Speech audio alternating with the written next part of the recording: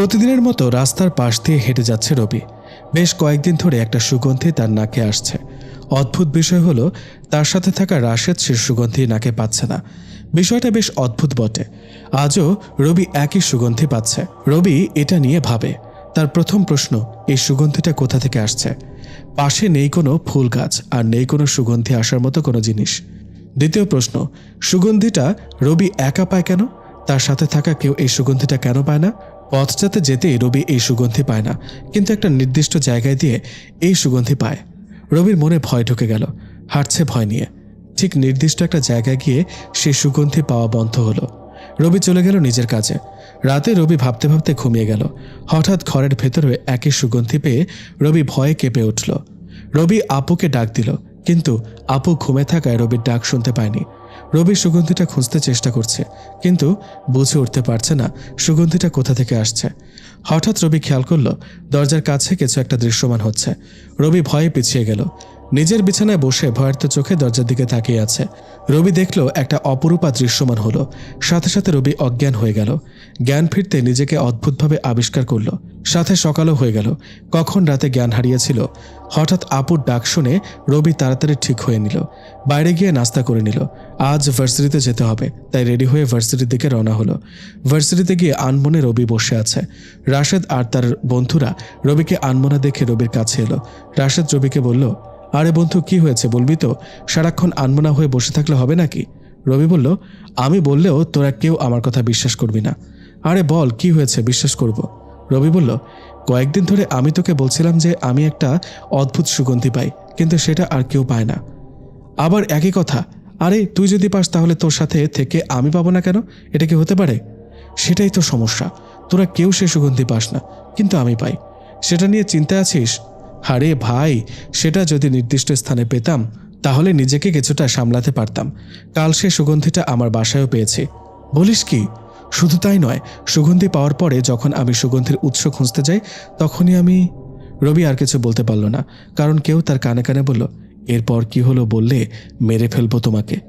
রবি কথাটা কে বলল দেখতে পেছনে তাকালো, কিন্তু কাউকে দেখতে পেল না। রবির অদ্ভুতভাবে পেছনে তাকালো, তাই সব ফ্রেন্ড অবাক হয়ে রবিকে জিজ্ঞেস করলো, কি হলো, হঠাৎ পেছনে এভাবে তাকালি কেন?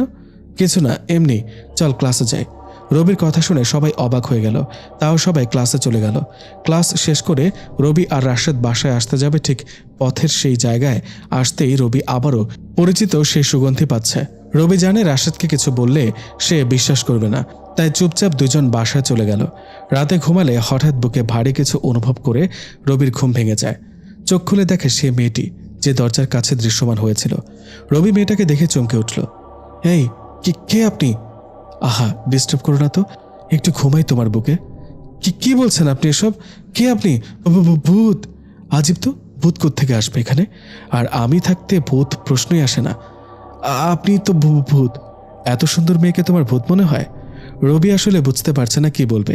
এদিকে রবির গায়ের সমস্ত শক্তি দিয়ে মেয়েটাকে সরানোর চেষ্টা করেও পারছে না। দম বন্ধ হয়ে যাওয়ার মতো অবস্থা রবির। উপায় না পেয়ে রবি জোরে আপু বলে চিৎকার দিল। সাথে সাথে মেয়েটা রবির বুক থেকে উঠে গেল। রবির দিকে রাগী দৃষ্টিতে তাকিয়ে রইল। এদিকে আপু রবির চিৎকার শুনে ঘুম থেকে উঠে গেল। তাড়াতাড়ি রবির রুমে আসলো। এসে দেখে রবি খুব ভয় পেয়ে বসে আছে। আপু বলল, কি হলো, এভাবে চিৎকার করলি কেন? ভয় পেয়েছিলাম। কিসের ভয়? আর কয়েকদিন ধরে দেখছি তুই অস্বাভাবিক আচরণ করছিস, কি হয়েছে বলতো? মেয়েটা এখানে।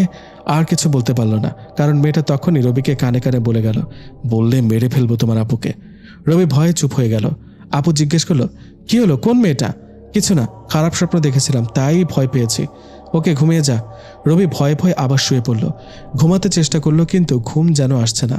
হঠাৎ কখন যে চোখ লেগে গেল তা বুঝতে পারেনি। আজানের শব্দ শুনে ঘুম ভেঙে গেলে নামাজে চলে যায়। যাওয়ার সময় আবারও সেই পরিচিত সুগন্ধিটা পায়, আবার আসার সময়ও পায়। রবিকে এবার খুব ভাবিয়ে তুলল সুগন্ধিটা। এবার সে সোজা মসজিদের হুজুরের কাছে গেল।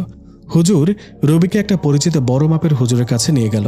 রবি সব কথা খুলে বলল। রবিকে ভালো করে দেখে বড় হুজুর বলল, তোমার সামনে যে মেয়েটি দৃশ্যমান হয়েছিল সেটি সাধারণ কোনো মেয়ে নয়, তবে তোমার ক্ষতি কখনো করবে না। আমি আর কিছু বলতে পারবো না। রবি হুজুরের কথা শুনে অবাক হলেও কিছু বলতে না পেরে বাসায় চলে এলো। রাতে খেতে গিয়ে তেমন খেতে ইচ্ছে না থাকায় আবার চলে এলো। হালকা ঘুম আসতে যাবে ঠিক তখনই সে সুগন্ধি রবির নাকে আসলো। রবি ভয়ে বসে পড়ল। চারপাশে তাকিয়ে দেখে কিছুই নেই, কিন্তু ভয় তো মনের মধ্যে আছে। হঠাৎ রবি খেয়াল করল দরজার পাশে আবারও দৃশ্যমান হচ্ছে মেয়েটি। রবি আবার নিজেকে অনেক শান্ত আর শক্ত করল। যাই হয়ে যাক, এবার মেয়েটার সাথে কথা বলতেই হবে। নিজের মধ্যে এক জেদ ধরল। মেয়েটা দৃশ্যমান হয়ে রবির পাশে আসতেই, কে আপনি? বারবার আমাকে ভয় দেখান কেন? আমি কে জানলে তুমি এমনিতেই ভয় পাবে।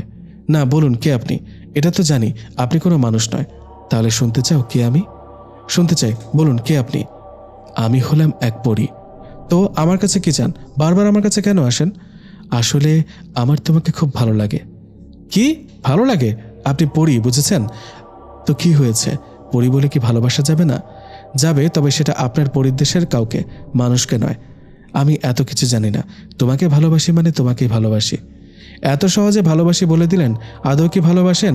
আর আমাদের মাঝে কোনো সম্পর্ক গড়ে উঠবে না, সেটা তো জানেন। প্রথমেই বলেছি ভালোবাসার পরে কথাটা নিজের মধ্যে চেপে রাখতে নেই, তাই বলে দিলাম। আর কে বলেছে আমাদের মধ্যে সম্পর্ক গড়ে উঠতে পারে না? আপনার পরিদেশের কেউ আমাকে মেনে নেবে না, আর না আমার পৃথিবীর কেউ আপনাকে মেনে নেবে। আমার দেশে সবাই মেনে নেবে। শোনো, আমাদের দেশে আমার বাবার রাজত্ব চলে। আমি পরীর দেশের রাজার একমাত্র মেয়ে। তার মানে রাজকন্যা? তুমি চাইলে তোমাকেও আমাদের মতো বানিয়ে দিতে পারি, শুধু তোমার ইচ্ছেটা প্রয়োজন। হবে না, তা কখনোই হবে না। আমি মানুষ হয়ে ভালো আছি। আর কি দেখে আপনি আমাকে ভালোবাসলেন? সেটা এক ইতিহাস, শুনতে অনেক সময় লাগবে। আপনার ইতিহাস শুনতে প্রয়োজনে আজ ঘুমাবো না। তাও বলেন, কেন আমার মতো একটা মানুষকে ভালোবাসতে গেলেন? তাহলে আমার দেশে চলো, তোমাকে ইতিহাস বলবো, আর আমার দেশটাও ঘুরে দেখাবো। না, এটা কেমনে হয়? আমি যাব না আপনার দেশে। আমি চাইলে তোমাকে তুলে নিয়ে যেতে পারি, কিন্তু তা আমি করব না, কারণ আমি তোমাকে ভালোবাসি। আর তোমার তো অনেক ইচ্ছে পরীর সাথে প্রেম করার, পরীকে বিয়ে করার। তখন আমি তো জানতাম না বাস্তবে এরকম কেউ আমার সামনে আসতে পারে। তো এখন কেউ তোমার সামনে আসছে বলে কি তুমি খুশি নয়? তা বলিনি, কিন্তু আবার ভয়ও করছে। যদি আমার খারাপ কিছু হয়ে যায় তখন কি হবে? হুজুর তো বলেছিল যে আমি কখনো তোমার ক্ষতি করব না। বিশ্বাস করতে পারো আমায়। আর কখনো কেউ তোমার ক্ষতিও করতে পারবে না। আমি তোমার পাশে সারাক্ষণ আছি। কোনো বিপদে পড়লে শুধু আমার কথা মনে করো, আমি সাথে সাথে চলে আসব। যেখানে মানুষ মানুষকে বিশ্বাস করে না, সেখানে পরীকে কিভাবে বিশ্বাস করব? তোমরা মানুষের একটাই সমস্যা, কেউ বিশ্বাস করলে তার বিশ্বাস ভঙ্গ করো, আর বিশ্বাস না করলে অন্যরকম চিন্তাধারা নিয়ে বসে থাকো। চলো আমার সাথে, আমার দেশে গল্প শোনাবো তোমায়। না, আমি যেতে পারবো না। রাতে খাবারটাও ঠিকমতো খাওনি, চলো ওখানে গিয়ে খাবে। আমাদের দেশের খাবার অমৃত। কোনো মানুষ একবার খেতে পারলে বারবার চাইবে, এমনকি খাওয়ার স্বাদ কখনো ভুলতে পারবে না। চলো তো, খেয়ে নিবে, সাথে তোমাকে ভালোবাসার কারণটাও জানতে পারবে। আপনি যদি আসলেই পরী হতেন তাহলে আপনার কথা আমার ফ্রেন্ডদের বলে দিতেন, আমার আপুকে বলতে দিতেন। কিন্তু আপনি আমাকে বারবার বাধা দিয়ে গেছেন কেন? কারণ আমি চাই না তুমি আমাকে ভালোবাসার আগে কেউ আমার ব্যাপারে জানতে পারুক। যদি তুমি আমাকে ভালোবাসো তাহলে সবাইকে জানাতে পারবে। আপনি যা ইচ্ছে করুন, আমার সমাজ আপনাকে মেনে নেবে না। যান আপনি এখান থেকে। যতদিন তুমি আমাকে ভালোবাসি বলবে না, ততদিন আমি তোমাকে ছেড়ে কোথাও যাব না। যদি কখনো ভালো না বাসি তাহলে কি সারা জীবন এভাবে আমার পেছনে পড়ে থাকবেন? তোমার পেছনে থাকবো। তোমাকে ভালোবাসতে হবে আমাকে। আমি কখনো আপনাকে ভালোবাসবো না। যান আপনি, আর কখনো আপনি আমার সঙ্গী হবেন না। আর আমি জানি সুগন্ধিটা আপনি দিয়ে যান আমাকে। আমি চাই না আপনি আর কখনো আমাকে সেই সুগন্ধি দেন। কখনো এটা হবে না। আমি তোমাকে ছাড়া থাকতে পারবো না। আপনার ইচ্ছে হলে থাকেন, নয়তো যান, আমি ঘুমাবো। এই বলে রবি শুয়ে পড়ল। রবির মধ্যে এখন অনেকটা সাহস আসলো। পরীর সাথে কথা বলে নিজেকে অনেক হালকা লাগলো তার। সাহস করে কথা বলতে পারলো, এটাই অনেক। রবি ঘুমিয়ে পড়তে যাবে ঠিক তখনই চারপাশে অনেক জোরে বাতাস শুরু হলো। রবি কিছুটা ভয় পেল। পাশে তাকিয়ে দেখে পরী নেই। বাইরে জানালার দিকে তাকিয়ে যখন আবার পেছনে তাকালো, তখনই পরীকে দেখতে পেল। রবি আকস্মিকভাবে চমকে গেল। পরীর হাতে অনেক খাবার, প্রতিটা খাবার অন্যরকম। রবি এই খাবারগুলো আগে কখনো দেখেনি। খাবার দেখে রবির যেন লালা ছড়ে পড়বে সে অবস্থা। রবি মনে মনে ভাবল, ইস, মেয়েটা কত ভালো, আমার জন্য খাবার নিয়ে এলো। রবিকে চমকে দিয়ে পরী বলল, এই সবগুলো খাবার তোমার জন্য এনেছি।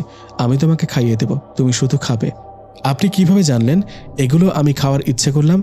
এই যে বোকার মতো কথা বললে তুমি। আমি শুধু তোমার না, প্রতিটি মানুষের মনের খবর জানি। সে কি চিন্তা করছে, কি ভাবছে, সব জানি। রবি মনে মনে ভাবল, যাই হোক, আগে খাবারটা খেয়ে নিই। সাথে সাথে মেয়েটি রবির মুখে খাবার তুলে ধরল। প্রথমে খেতে না চাইলেও খাবারের স্বাদ এবং গন্ধে যেন তাকে মুখ খুলতে বাধ্য করল। প্রথম লোকমা খেতে রবির পুরো শরীর যেন কেঁপে উঠল। এত সুস্বাদু খাবার যেন কল্পনা মাত্র। রবি মনে মনে ভাবল, আহা, এই খাবার যদি সবসময় পেতাম তাহলে কি ভালো হতো। তুমি চাইলে তোমাকে এনে এই খাবার খাওয়াতে পারি, তুমি যদি বলো খাবে তাহলে। এটাও বুঝে গেলেন? তুমি যা কল্পনা করবে সব আমি বুঝতে পারবো। আপনার নামটাই তো জানা হলো না। আমি অহনা ইবনে আরফি। পরিদেশে সবাই অহনা বলে ডাকে, চাইলে তুমিও ডাকতে পারো। আপনি তো চান আমি আপনার নাম ধরে ডাকি। তুমি কেমনে বুঝলে? সব কি শুধু পরেরাই বুঝবে, মানুষরা বুঝতে পারে না নাকি? না, মানে আমি বোঝাতে চেয়েছি, এত অল্প সময়ে তুমি আমাকে বুঝতে শুরু করেছো। এত বিরক্ত করলে কে আপনাকে না বুঝবে বলেন? আচ্ছা শোনো, এখন থেকে আপনি নয় তুমি করে বলবে। দেখা যাবে, এখন ঘুমাই, আমাকে ভালোবাসার কারণ পরে জেনে নেব আপনার থেকে। হবে না, তুমি করে বলো, নয়তো ঘুমাতে দেব না। রবি ভাবল, আসলেই তো অহনা অনেক ভালো, চাইলে তার অনেক ক্ষতি করতে পারত, কিন্তু তা না করে আরও রবির পাশে থাকছে, এমনকি তাকে পরিদেশের খাবার এনেও খাওয়াচ্ছে। অহনা এবার শব্দ করে হেসে উঠল। রবির বুঝতে বাকি নেই, রবির কল্পনাটাও সে বুঝে গেছে। রবি বলল, আচ্ছা ঠিক আছে, আমি এখন ঘুমাচ্ছি, তুমি এখন যাও। তা কিভাবে হয়? পরিদেশ থেকে এসেছি তোমার বুকে একটু ঘুমাবো বলে, তুমি তাড়িয়ে দিচ্ছ? বিয়ের আগে এসব ঠিক না। তার মানে তুমি বিয়ে করতে রাজি? অনেকটা খুশি হয়ে বলল। না না না, আমি তা বলিনি, জানতো আপনার কথা আমি উল্টাপাল্টা বলতে শুরু করেছি, জান আপনি। আচ্ছা তুমি ঘুমাও, আমি তোমাকে পাহারা দিচ্ছি। শেষে এক প্রকার বাধ্য হয়ে রবি শুয়ে পড়ল। অহনা আছে নাকি চলে গেছে রবি জানে না। সকালে আপু রবিকে ডাকতে এসে দেখে রবির রুম থেকে একটা অদ্ভুত সুগন্ধি বের হচ্ছে। আপু রবিকে ডাকতে রবির ঘুম ভেঙে যায়, আর অহনাকে নিজের বুকে দেখে ভয় পেয়ে যায়। কারণ আপু যদি অহনাকে রবির বুকে দেখে তাহলে কি হবে? রবি অহনাকে আস্তে করে বলল, এই ওঠো, আপু দরজার বাইরে আছে, ডাকছে, আমাকে তোমাকে দেখলে খুব খারাপ ভাববে, তুমি চলে যাও। অহনা রবিকে আরেকটু শক্ত করে জড়িয়ে ধরে বলল, আর একটু শুয়ে থাকে না তোমার ওপর? বেশ ভালোই তো লাগছে। তোমার ভালো লাগার কারণে আমাকে বাসা থেকে বের হতে হবে, উঠে যাও। রবির জোরাজুরিতে অহনা উঠে গেল আর অদৃশ্য হয়ে গেল। রবি গিয়ে দরজা খুলে দিল। আপু বলল, এত দেরি হলো কেন দরজা খুলতে, কি হয়েছে বল? রবি আমতামতা করে বলল, না না কিছু না, কিছুই হয়নি, এমনি ঘুমেছিলাম তো তাই বুঝতে পারিনি। ওহ, এত সুন্দর সুগন্ধি কোথা থেকে আসছে? তুমিও পাচ্ছ এই সুগন্ধি? বলে রবি পাশে তাকাতে দেখা অহনা দাঁড়িয়ে আছে। রবি আস্তে করে বলল, তুমি যাওনি কেন? আপু এখন আমার কি অবস্থা করবে আল্লাহ জানে। কি রে, সকাল সকাল কি হয়েছে তোর? কার সাথে ফিসফিস করে কথা বলছিস? আপু বলল। আপুর কথা শুনে রবি যেন আকাশ থেকে বলল। অহনা রবির পাশে দাঁড়িয়ে আছে, কিন্তু আপু তা দেখছে না। রবি আপুকে বলল, আপু তুমি এখানে আর কিছু দেখছো না? আজব, কি আর দেখবো, আমাকে ছাড়া আর কাউকে দেখতে পাচ্ছ না? সকাল সকাল তোর মাথা মনে হয় পুরো গেছে, কি হয়েছে বলতো? রবি অহনাকে বলল, তোমাকে আপু সত্যি দেখতে পাচ্ছে না? না, আমাকে দেখতে পাবে না যতক্ষণ আমি নিজে থেকে কারো চোখে ধরা না দিই। রবি এবার দেখে যেন প্রাণ ফিরে পেল। আপু রবি আর অহনাকে এক রুমে দেখলে কি অবস্থা যে হতো। আপু রবির নীরবতা দেখে বলল, কি হলো, কথা বলছিস না কেন? না মানে ভাবতেছি। রবি নিজেই জানে না সে কি বলছে। আপু রবির কথায় কিছু বুঝতে পারছে না। আপু এসে রবির মাথায় হাত দিয়ে দেখলো জ্বর আসছে নাকি, নয়তো সকাল সকাল এভাবে কেউ উল্টাপাল্টা বলে যাবে, তা কেমনে হয়? আপু রবির মাথায় হাত দিয়ে দেখলো জ্বর আসেনি। আপু রবিকে দেখে বুঝে গেল সে কিছু লুকাচ্ছে, তাই আপু তাকে আর কিছু না বলে ফ্রেশ হতে বলে চলে গেল। আপু চলে যেতে রবি দরজা বন্ধ করে দিল, যেটা আপুর চোখ এড়াতে পারেনি। আপু আবার দরজার কাছে আসলো, ভেতরে কি হচ্ছে বোঝার চেষ্টা করলো। রবি এবার অহনাকে ভয় পেল, কারণ কেউ তার সামনে আছে সেটা আপু দেখতে পায়নি। ব্যাপারটা খুব সমস্যার। রবি অহনার সামনে দাঁড়ালো। তোমাকে আসলে কি আপু দেখেনি? না, আমার কথা বিশ্বাস করো, তুমি কেন ভয় পাচ্ছ? আমি যাকে চাইবো তাকে দেখা দিতে পারবো, আর না চাইলে কেউ দেখতে পাবে না। রবি বলল, তুমি যাও এখন, আমি বের হব। সমস্যা নেই, আমি তোমার সাথে সারাক্ষণ আছি, যে কোনো প্রয়োজনে আমাকে মনে করো, আমি চলে আসব। এখন যাচ্ছি, বাবা খুঁজবে একটু পর আমাকে। ওকে যাও, একটু জড়িয়ে ধরি তোমায়। রবি একটু ধমক দিয়ে বলল, যাবে তুমি? আচ্ছা যাচ্ছি। এ বলে অহনা এক ঝলকে অদৃশ্য হয়ে গেল। রবি ফ্রেশ হয়ে বাইরে গিয়ে দেখে আপু নাস্তা নিয়ে টেবিলে মন খারাপ করে বসে আছে। রবি বলল, আপু কি হলো, তোমার মন খারাপ কেন? আমার কিছু হয়নি, তবে তোর অনেক কিছু হয়েছে যেটা আমার থেকে লুকাচ্ছিস। আজব, আমার আবার কি হবে? আমি তো একদম ঠিক আছি। তুই কেমন ঠিক আছিস সেটা আমি জানি। আমি সত্যি ঠিক আছি। সকালে আমি তো রুম থেকে আসার পর তুই কার সাথে কথা বলেছিলি? তুমি কিভাবে জানো আমি কারোর সাথে কথা বলেছি? তুমি তো চলে এসেছিলে।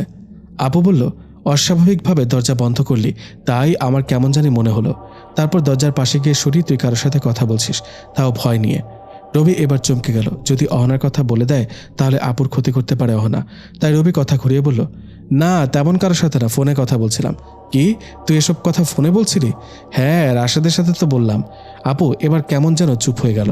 রবির তো চিন্তা হচ্ছে আবার রাশেদকে আপু ফোন দিয়ে জিজ্ঞেস করবে নাকি। রবিকে আর কিছু না বলে নাস্তা করতে বলল আপু। রবি চুপচাপ নাস্তা সেরে নিল। রবি নাস্তা শেষ করে ভার্সিটিতে যাওয়ার জন্য রেডি হলো। রাশেদকে ফোন দিল।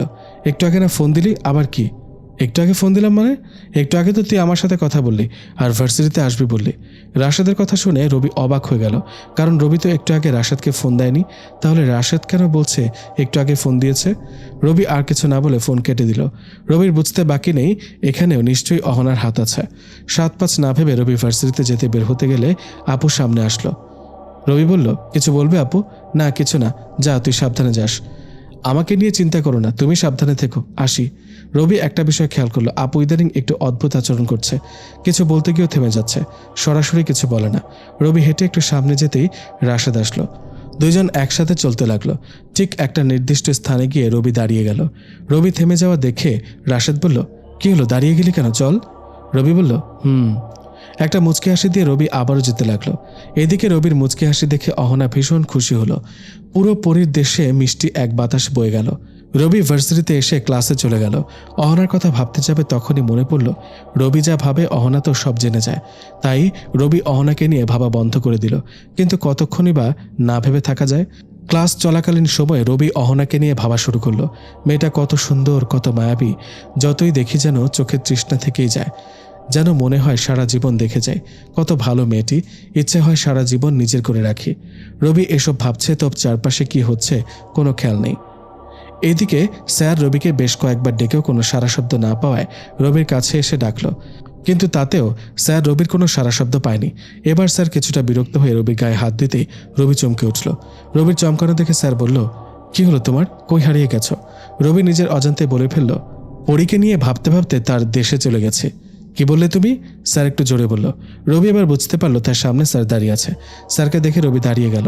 এবার স্যারও অবাক হয়ে গেছে, এতক্ষণ তো দাঁড়ায়নি, তাহলে এখন কেন দাঁড়ালো? জি স্যার। কোথায় ছিল এতক্ষণ? এই তো স্যার এখানে ছিলাম। তুমি তো এখানে ছিলে, কিন্তু তোমার মন কোথায় ছিল? না মানে স্যার, এক্ষুনি ক্লাস থেকে বের হয়ে যাও। স্যার আর হবে না, ক্লাসে আসার পর থেকে তুমি অন্য কিছু ভেবে ভেবে বসে আছো, ডাকলেও সেদিকে তোমার খেয়াল নেই। এক্ষুনি বের হয়ে যাও। স্যার রাগীভাবে কথাগুলো বলল। ক্লাসের সবাই রবি আর স্যারের দিকে তাকিয়ে আছে। হঠাৎ রবি স্যারকে বলল, না তুমি কিছু করো না। রবির কথা শুনে ক্লাসের সবাই হেসে ওঠে, কারণ সবাই মনে করলো রবি স্যারকে কথাটা বলল। স্যারও একই মনে করলো, তাই রবিকে ধমক দিয়ে বের হতে বলল। রবি আর কিছু না বলে বের হয়ে যেতেই স্যারের পেছন থেকে কারো হাত টেনে ধরে নিয়ে গেল। সবাই দেখলো রবি কারো হাত ধরার মতো কিছু ধরেছে, কিন্তু সেখানে কিছু দেখা যায়নি। রবির এমন কাজে সবাই একটু অবাক হলো। রবি অহনাকে ধরে গাছের নিচে নিয়ে গেল। রবি বলল, আমি যেখানে যাই তুমি চলে আসো কেন? কেউ তোমাকে অপমান করবে আর আমি বসে বসে তা দেখব নাকি? তাই বলে এভাবে সবার সামনে চলে আসতে হবে? সবার সামনে আসলেও তুমি ছাড়া তো আর কেউ দেখেনি। তাও এভাবে আসা ঠিক হয়নি। আর স্যারকে আঘাত করতে চাইলে কেন? তোমাকে সবার সামনে অপমান করেছে তাই। এমনটা আর কখনো করবে না। কেন শুনতে হবে তোমার কথা? কারণ আমি তোমাকে। আর কিছু না বলে থেমে গেল। তুমি আমাকে কি? কিছু না। ভালোবাসো? হয়তোবা। তাহলে চলো আজ পরীর দেশ ঘুরে দেখাবো। আপু এমনিতে অনেক চিন্তা করছে আমাকে নিয়ে, তার উপর তোমার দেশে যেতে পারবো না। চিন্তা করো না, ভার্সিটির ক্লাস শেষ হওয়ার আগে চলে আসবো। রবি ভাবলো, গেলে কেমন হয়, অহনাকে তো আমি ভালোবেসে ফেলেছি, আর এটাও জানি অহনা আমার কোনো ক্ষতি করবে না। তাহলে যাই। রবির ভাবতে দেরি হলেও অহনার বুঝতে দেরি হয়নি। অহনা রবিকে বসা থেকে উঠে দাঁড়াতে বলল। রবি দাঁড়িয়ে গেল। অহনা বলল, এবার আমার হাতের ওপর হাত রাখো। রবি অহনার হাতের ওপর হাত রাখলো। এবার চোখ বন্ধ করে একটা দীর্ঘ শ্বাস নাও। রবি বলল, শ্বাস নিতে হবে কেন? তোমার দেশে শ্বাস নিতে পারবো না নাকি? তাহলে আমি যাব না। আরে আরে কি বলো, শ্বাস নিতে পারবে না কেন? অবশ্যই পারবে, তবে শ্বাস নিলে এখন আমাদের যেতে একটুও সময় লাগবে না।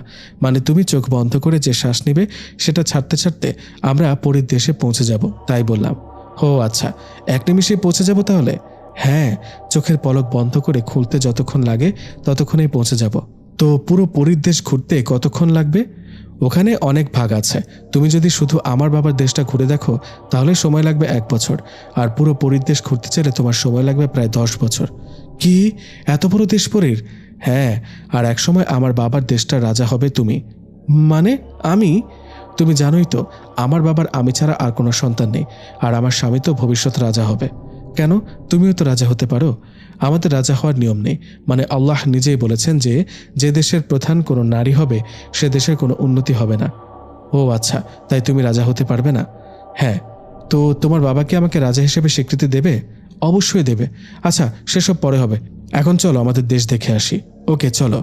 তোমার হাত দিয়ে আমার হাত ধরো, তারপর চোখ বন্ধ করে একটা শ্বাস নাও। রবি তাই করল।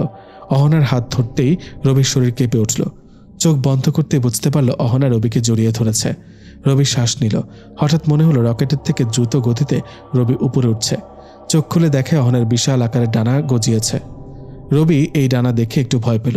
অহনা বুঝতে পারল রবি ভয় পেয়েছে, তাই রবিকে সান্ত্বনা দিয়ে বলল, আহা, ভয় পাচ্ছ কেন? তোমার এত বড় ডানা কোথা থেকে এলো? আগে তো দেখিনি। যখন ডানা লাগবে তখন দেখতে পাবে, আর যখন ডানা লাগবে না তখন তো দেখতে পারবে না। তার মানে তোমার সারাক্ষণ ডানা থাকে? যখন লাগবে তখন ডানা মিলি, যেমন এখন। ও আচ্ছা, তা তোমাদের দেশ কোথায়? তোমার পেছন থেকে শুরু করে আমাদের দেশ। যত ভেতরে যাবে তত মুক্ত হবে। তাহলে যাওয়া যাক। চলো, তবে এখনও তুমি হাঁটতে পারবে না, আর একটু ভেতরে গেলে তবেই হাঁটতে পারবে। আচ্ছা চলো। অহনা রবিকে নিয়ে একটা অদ্ভুত গাছের গোড়ায় নামলো। গাছটা যেমন অদ্ভুত তেমন সুন্দর। রবির ইচ্ছে করলো গাছটা ধরে দেখতে, কিন্তু অহনা গাছটা স্পর্শ করতে নিষেধ করলো। অহনা নিষেধ করলো, তাই রবি গাছটি স্পর্শ করেনি। রবি সামনে তাকিয়ে দেখে অদ্ভুত সুন্দর একটা পাহাড়, একদম ছোট গাছ, আর সেখানে অনেক ফল। রবি এসব যতই দেখছে ততই অবাক হচ্ছে। হঠাৎ রবি বুঝতে পারল তার ক্ষুধা লেগেছে। অহনার দিকে তাকাতেই অহনা খাবার নিয়ে হাজির। রবি খুব ভালো করে খাবারগুলো খেয়ে নিল। চারপাশটা আরো ভালো করে কিছু সময় ঘুরে দেখল। প্রায় বিকেল হয়ে গেছে, তাই রবি অহনাকে বলল, অনেক তো সময় হলো, এতক্ষণে ভার্সিটি ছুটি হয়ে গেছে, চলো এখন যাই। মাত্রই তো আসলে, আরেকটু থেকে যাও। আরে কি বলো, পুরো দিন তো এখানে ছিলাম। আচ্ছা শোনো, তোমাকে একটা কথা বলি, তোমাদের দেশে যখন একদিন হবে আমাদের এখানে তখন 7 দিন, মানে পুরো একটা সপ্তাহ। মানে কিভাবে সম্ভব? হ্যাঁ এটাই, ভার্সিটি শেষ হতে হতে আমরা পুরো 1 সপ্তাহ এখানে থাকতে পারবো, আর এই পুরো সপ্তাহ তোমাকে ঘুরে দেখাবো আমাদের জগৎ। না না না, আমি এখন চলে যাব। 1 সপ্তাহ এখানে থাকতে পারবো না, বাসায় আপু ছাড়া কেউ নেই। আরে কি বলো, মাত্র 1 সপ্তাহ তো। আর বললাম না, এখানে একটা সপ্তাহ মানে তোমাদের একটা দিন। আচ্ছা 6 দিন থাকবো আমরা এখানে, আর তোমার ভার্সিটি ছুটি হওয়ার সাথে সাথে তোমাকে নিয়ে ভার্সিটিতে যাব। যেখান থেকে এখানে এসেছি সেখানেই নামবো। অহনার এত কথা শুনে রবি রাজি হয়ে গেল। পুরো 6 দিন পরীর দেশে ঘুরল। কি অপরূপ সুন্দর পরীর দেশ তা রবি এখন বুঝতে পারছে। রবি অহনাকে বলল, আমরা এখানে আসছি 6 দিন হলো, এখানে রাত দিন কেন হয় না? এটা তো আর তোমাদের দেশ না, এখানে রাত দিন কিছু নেই, সব সময় এমন থাকবে। রবি বলল, তো তোমাদের ঘুমাতে হয় না? ঘুমাতে হয় তো, তবে পুরো সপ্তাহ মিলে ঘন্টাখানেক ঘুমালে হয়। বলো কি, বাকি সময় কি করে তাহলে? কি আর করবে, ঘোরাঘুরি আর দেশের বিভিন্ন কাজ করতে হয়। বিশেষ করে অন্য রাজ্যের কোনো সৈন্য যদি আমাদের রাজ্য আক্রমণ করতে আসে তাহলে তার বিরুদ্ধে যুদ্ধ করতে হবে। অবশ্য আমাদের সেসব সবসময় রেডি থাকে। আর পরীর 7 রাজ্যের সব থেকে শক্তিশালী রাজ্য আমার বাবার, তাই কেউ এই রাজ্যের চোখ তুলে দেখে না। তার মানে পৃথিবীর মতো এখানেও রাজ্য জয়ের যুদ্ধ চলে? হ্যাঁ, তবে এখানে রক্তপাত হয় না। তাহলে কেমনে রাজ্য হয় তবে? যারা যুদ্ধ করবে তাদের তো তালোয়ার থাকবে, আর কেউ যদি কারো তালোয়ার ফেলে দিতে পারে হাত থেকে, তাহলে যে তালোয়ার ফেলে দিতে পারবে সে হবে জয়ী। এটা কি দুইজনেই মেনে নেয় জয় পরাজয়? হ্যাঁ, দুইজনেই মানতে বাধ্য। তাহলে তো বেশ ভালো। আচ্ছা চলো যাওয়া যাক, আর থাকা যাবে না, 6 দিন শেষ হলো বটে, চলো যাই। তবে হ্যাঁ, যখন এখানে আসতে মন চাইবে তুমি আমাকে বলবে, আমি তোমাকে নিয়ে রাজ্যের না দেখা বাকি অংশটুকু ঘুরে দেখাবো। তারপর রবি চলে আসার জন্য ঠিক আগের মতো অহনার হাতে হাত রাখলো। চোখ বন্ধ করে একটা শ্বাস নিল। সাথে সাথে পৌঁছে গেল ভার্সিটির সে গাছের নিচে, যেখান থেকে তারা পরীর দেশে গিয়েছিল। এত সুন্দর এক রাজ্য ঘুরে দেখাতে রবি খুব আনন্দিত হলো। অহনাকে জড়িয়ে ধরে ধন্যবাদ জানালো। এদিকে রাশেদ ভার্সিটির রুম থেকে বের হয়ে দেখে রবি কাউকে জড়িয়ে ধরছে হাওয়ায়। বিষয়টা রাশেদের কেমন যেন লাগলো। একটু আগে ক্লাসেও হাওয়ায় কাউকে হাত ধরে নিয়ে গেল বাইরে। রাশেদ দৌড়ে রবির কাছে গেল। রবি রাশেদ আসছে দেখে একটু নর্মাল হওয়ার চেষ্টা করলো। রাশেদ বলল, কি হলো তোর? সে সকালে ক্লাসে অদ্ভুত আচরণ করলি, আর এখন হাওয়ায় কাউকে জড়িয়ে ধরছিস, ব্যাপার কি? কিছু না, চল তো তুই। রাশেদ আর কথা না বাড়িয়ে রবির সাথে হাঁটতে লাগলো। রাশেদ খেয়াল করলো রবি এক্ষুনি হাওয়ায় কারো হাত ধরার মতো করলো। রাশেদ এবার রবিকে দাঁড় করালো। তোর সাথে কথা আছে, বল কি বলবি? সকাল থেকে তুই কোথায় ছিলি? অহনার গাছের পাশে তো বসেছিলাম। মুখ ফসকে অহনার কথা বের হয়ে যাচ্ছিল যেন। আমিও দেখলাম সকাল থেকে গাছের নিচে আনমনে হয়ে বসে আছিস, কিন্তু কি হয়েছে বললি না তো। রাশেদের কথা শুনে রবি অবাক হয়ে গেল, কারণ সকাল থেকে তো রবি অহনার সাথে পরিদেশে ছিল। তাহলে রাশেদ কাকে দেখলো গাছের নিচে? রবি অহনার দিকে তাকালো। অহনা ভার্সিটি থেকে রবির সাথে আছে, যেটা রাশেদ দেখছে না। রবি মনে মনে বলল, রাশেদ কাকে দেখলো? অহনা বলে দিল, তোমার মতো কাউকে দেখেছে, কিন্তু তুমি ছিলে না, সেটা ছিল অন্য কেউ। রাশেদের চোখে তুমি। রবি বুঝতে পারল অহনা এমন করেছে। রবি একটা মুচকি হাসল। রাশেদ এবার রেগে গেল, বলল, কিরে হাসছিস কেন? কি হয়েছে তোর? ইদানিং অদ্ভুত আচরণ করছিস সবার সাথে। রাতে নাকি না খেয়ে ঘুমিয়েছিস? আপু বলল। আচ্ছা বলবো একদিন আসলে কি হচ্ছে আমার সাথে। রবি অহনার দিকে তাকিয়ে একটা মুচকি হাসি দিল। রাশেদ এবার বোকা বনে গেল। রবি রাশেদ একটা রিক্সা নিয়ে বাসার দিকে রওনা দিল। অহনা রবির সাথে হাওয়ায় ভেসে বেড়াচ্ছে। মাঝে মধ্যে রবি মুচকি হাসছে, কিন্তু রাশেদ কিছু বলছে না। কি বার বলবে? রাশেদ নিজের বাসার সামনে যেতেই রিক্সা থেকে নেমে গেল। রিক্সা সামনে যেতে লাগলো। অহনা রবির পাশে বসলো। রবি মাঝে মধ্যে অহনার সাথে কথা বলছে, যেটা দেখে রিক্সাওয়ালা ভয় পেয়ে গেল। অহনার আওয়াজ রিক্সাওয়ালা শুনছে না, কিন্তু রবির কথা শুনে বুঝতে পারছে সে এখানে অদৃশ্য কারোর সাথে কথা বলছে। ভয়ে ভয়ে রিক্সাওয়ালা রবির বাসার সামনে গেল। রবিকে নামিয়ে দিয়ে তাড়াতাড়ি সেখান থেকে চলে এলো। রবি হাসতে হাসতে বাসায় ঢুকে গেল, যেটা আপুর চোখ এড়ায়নি। রবিকে হাসতে দেখে আপু তার সামনে এসে দাঁড়ালো। কি হয়েছে তোর? এত হাসছিস কেন? রবি আগে আপুকে খেয়াল করেনি। যখন খেয়াল করলো হাসি থামিয়ে দিল, কিন্তু আপু আবারও জিজ্ঞেস করলো, কি হলো? এত হাসছিস কি নিয়ে? কই কিছু না তো। রাশেদের কথাগুলো শুনে হাসি পাচ্ছে। এত হাসতে হবে না, যা ফ্রেশ হয়ে নে, খাবার খাবি। আচ্ছা আসছি। রবি ফ্রেশ হয়ে নিল। নাস্তা করতে এসে অহনাকে আগে থেকে চেয়ারে বসা দেখে অবাক, কারণ পাশের চেয়ারে আপু বসে আছে। রবি অহনাকে বলল, তুমি এখানে কেন? রবির কথা শুনে আপু আরো অবাক হলো। আপু বসা থেকে উঠে গেল, রবির পেছনে গিয়ে দাঁড়ালো। আপু রবির পেছন থেকে সামনে তাকিয়ে দেখছে কেউ আছে কিনা, কিন্তু আপু কিছুই দেখছে না। আপু রবির মাথায় হাত দিল। অস্বাভাবিক আচরণগুলো আপুর বেশ সন্দেহজনক মনে হচ্ছে। আপু রবির মাথায় হাত দিয়ে বুঝতে পারল শরীর ঠিকই আছে, কিন্তু অদ্ভুত আচরণ যেন করেই যাচ্ছে। আপু রবিকে বলল, তুই সামনে কাউকে দেখতে পাচ্ছিস নাকি? আপুর কথাটা বলার সাথে সাথে অহনা রবির কানে কানে না বলল। রবি আপুকে বলল, না। কাকে দেখতে পাবো? তুমি তো সামনে ছিলে। আমি ছাড়া আর কেউ ছিল? তুমি ছাড়া আর কে থাকবে? তুমি তো ছিলে। আপু বুঝতে পারে রবি কিছু লুকাচ্ছে, তাই আপু আর কথা না বলে নাস্তা করতে বলল। রবি নাস্তা করছে, কিন্তু আপু একটু খেয়ে উঠে গেল। রবি বুঝতে পারে আপুর খাওয়ার ইচ্ছে থাকা সত্ত্বেও খায়নি। রবি পুরো খাবার না শেষ করে উঠে গেল। আপু তার দিকে তাকিয়ে রইল। রবি আপুর পাশে গিয়ে দাঁড়ালো। পুরো খাবার শেষ না করে উঠে গেলে কেন? ইচ্ছা করছে না। তুই কেন উঠে গেলি? যা খেয়ে নে। তুমি না খেয়ে থাকবে আর আমি গিয়ে খাবো, তাই না? আমার ইচ্ছে করছে না, তুই যা। আচ্ছা চলো, তোমার জন্য কিছু স্পেশাল খাবার আনবো, তোমার সামনেই করব। রবি কথাটা অহনাকে ভেবে বলল। সাথে সাথে অহনা হাজির। রবি অহনার দিকে তাকিয়ে একটা মুচকি হাসি দিল। আপু গিয়ে টেবিলে বসলো। খাওয়া শুরু করলে রবি বলল, আপু অন্যরকম কিছু খাবে? আর কিছু নাই তো, সবই আছে। আচ্ছা তুমি চোখ বন্ধ করো, পরিদেশের খাবার আনবো এক্ষুনি। পাগলের মতো না বকে খাবার শেষ কর। আজব। বললাম তো তুমি চোখ বন্ধ করো, আমি খাবার আনবো। শুধু চোখটা বন্ধ করো। দেখ, পরিদেশ বলতে কিছু নেই, তুই অযথা পাগলামি করছিস। তাহলে পরি বলতেও কি কিছু নেই? জানি না। আপু চোখ বন্ধ করতে চাইল না, কিন্তু রবির জোরাজুরিতে আপু চোখ বন্ধ করতে বাধ্য হলো। রবি অহনাকে পরিদেশের খাবার দিতে বলল। অহনার সাথে সাথে রবির হাতে খাবার তুলে দিল। রবি আপুকে চোখ খুলতে বললে আপু চোখ খুলে হা করে রবির দিকে তাকিয়ে আছে। রবি বলল, কি অবাক হয়ে গেলে তো? এসব কি খাবার? জীবনেও দেখিনি। এগুলোই হলো পরিদেশের খাবার। মানে কি?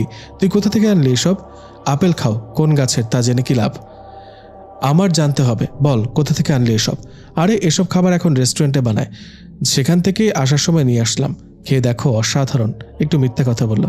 তাহলে যে বললি পরিদেশ থেকে আনলি? তুমি তো বললে পরিদেশ বলে কিছু নেই। আমার কথায় আমাকে ফেলে দিলি। আচ্ছা সেসব বাদ দাও তো, খাবারগুলো খেয়ে দেখো কেমন। নে তুইও খা। আপু রবিকেও তুলে দিল। রবি জানে আপু প্রথম খাচ্ছে, তাই একটু খেলে রবির দিকে হাঁ করে তাকিয়ে থাকবে। আপু মুখে নিতে রবির দিকে তাকিয়ে রইল। আপু কেন জানি রবিকে সন্দেহ করছে, কিন্তু কিছু না বলে খেয়ে নিল। খাবারের অমৃত স্বাদ যার প্রশংসা না করে আপুও থাকতে পারেনি। খাওয়া শেষে রবির দিকে একটু সন্দেহজনক দৃষ্টিতে তাকিয়ে আপু নিজের রুমে চলে গেল। রবিও নিজের রুমে চলে আসলো। হঠাৎ রবির মনে হচ্ছে আপুর সাথে বারবার মিথ্যা বলা ঠিক হচ্ছে না। অহনার সাথে কথা বলতে চাইলে সে এসে হাজির। রবি বলল, আমার কথাগুলো আগে মন দিয়ে শুনবে, তারপর তুমি বলবে। ওকে বলো, কি বলবে? রবি বলল, তুমি তো আমাকে ভালোবাসো তাই না? হ্যাঁ, অনেক ভালোবাসি। হয়তো আমিও তোমাকে ভালোবেসে ফেলেছি। রবির কথা শেষ হতে না হতেই অহনা রবিকে জড়িয়ে ধরল। কারণ রবি এত তাড়াতাড়ি অহনাকে ভালোবাসবে তা সে বুঝতে পারেনি। রবি অহনাকে নিজের বুক থেকে ছাড়িয়ে নিয়ে আবার বলল, তুমি আমাকে ভালোবাসো আর আমিও তোমাকে ভালোবাসি। এখন আমাদের পরিবারকে এসব জানানো দরকার। তোমার পরিবার কি আমাদের ব্যাপারগুলো জানে? না। রবি বলল, আমার পরিবারও কেউ জানে না। আমাদের উচিত পরিবারকে জানানো। যদি মেনে না নেয় তখন কি হবে? দেখো, মানবে কিনা সেটা পরে দেখা যাবে, তবে আমি আমার পরিবারকে মানাতে পারবো। তুমি তোমার পরিবারকে মানাতে পারো কিনা দেখো।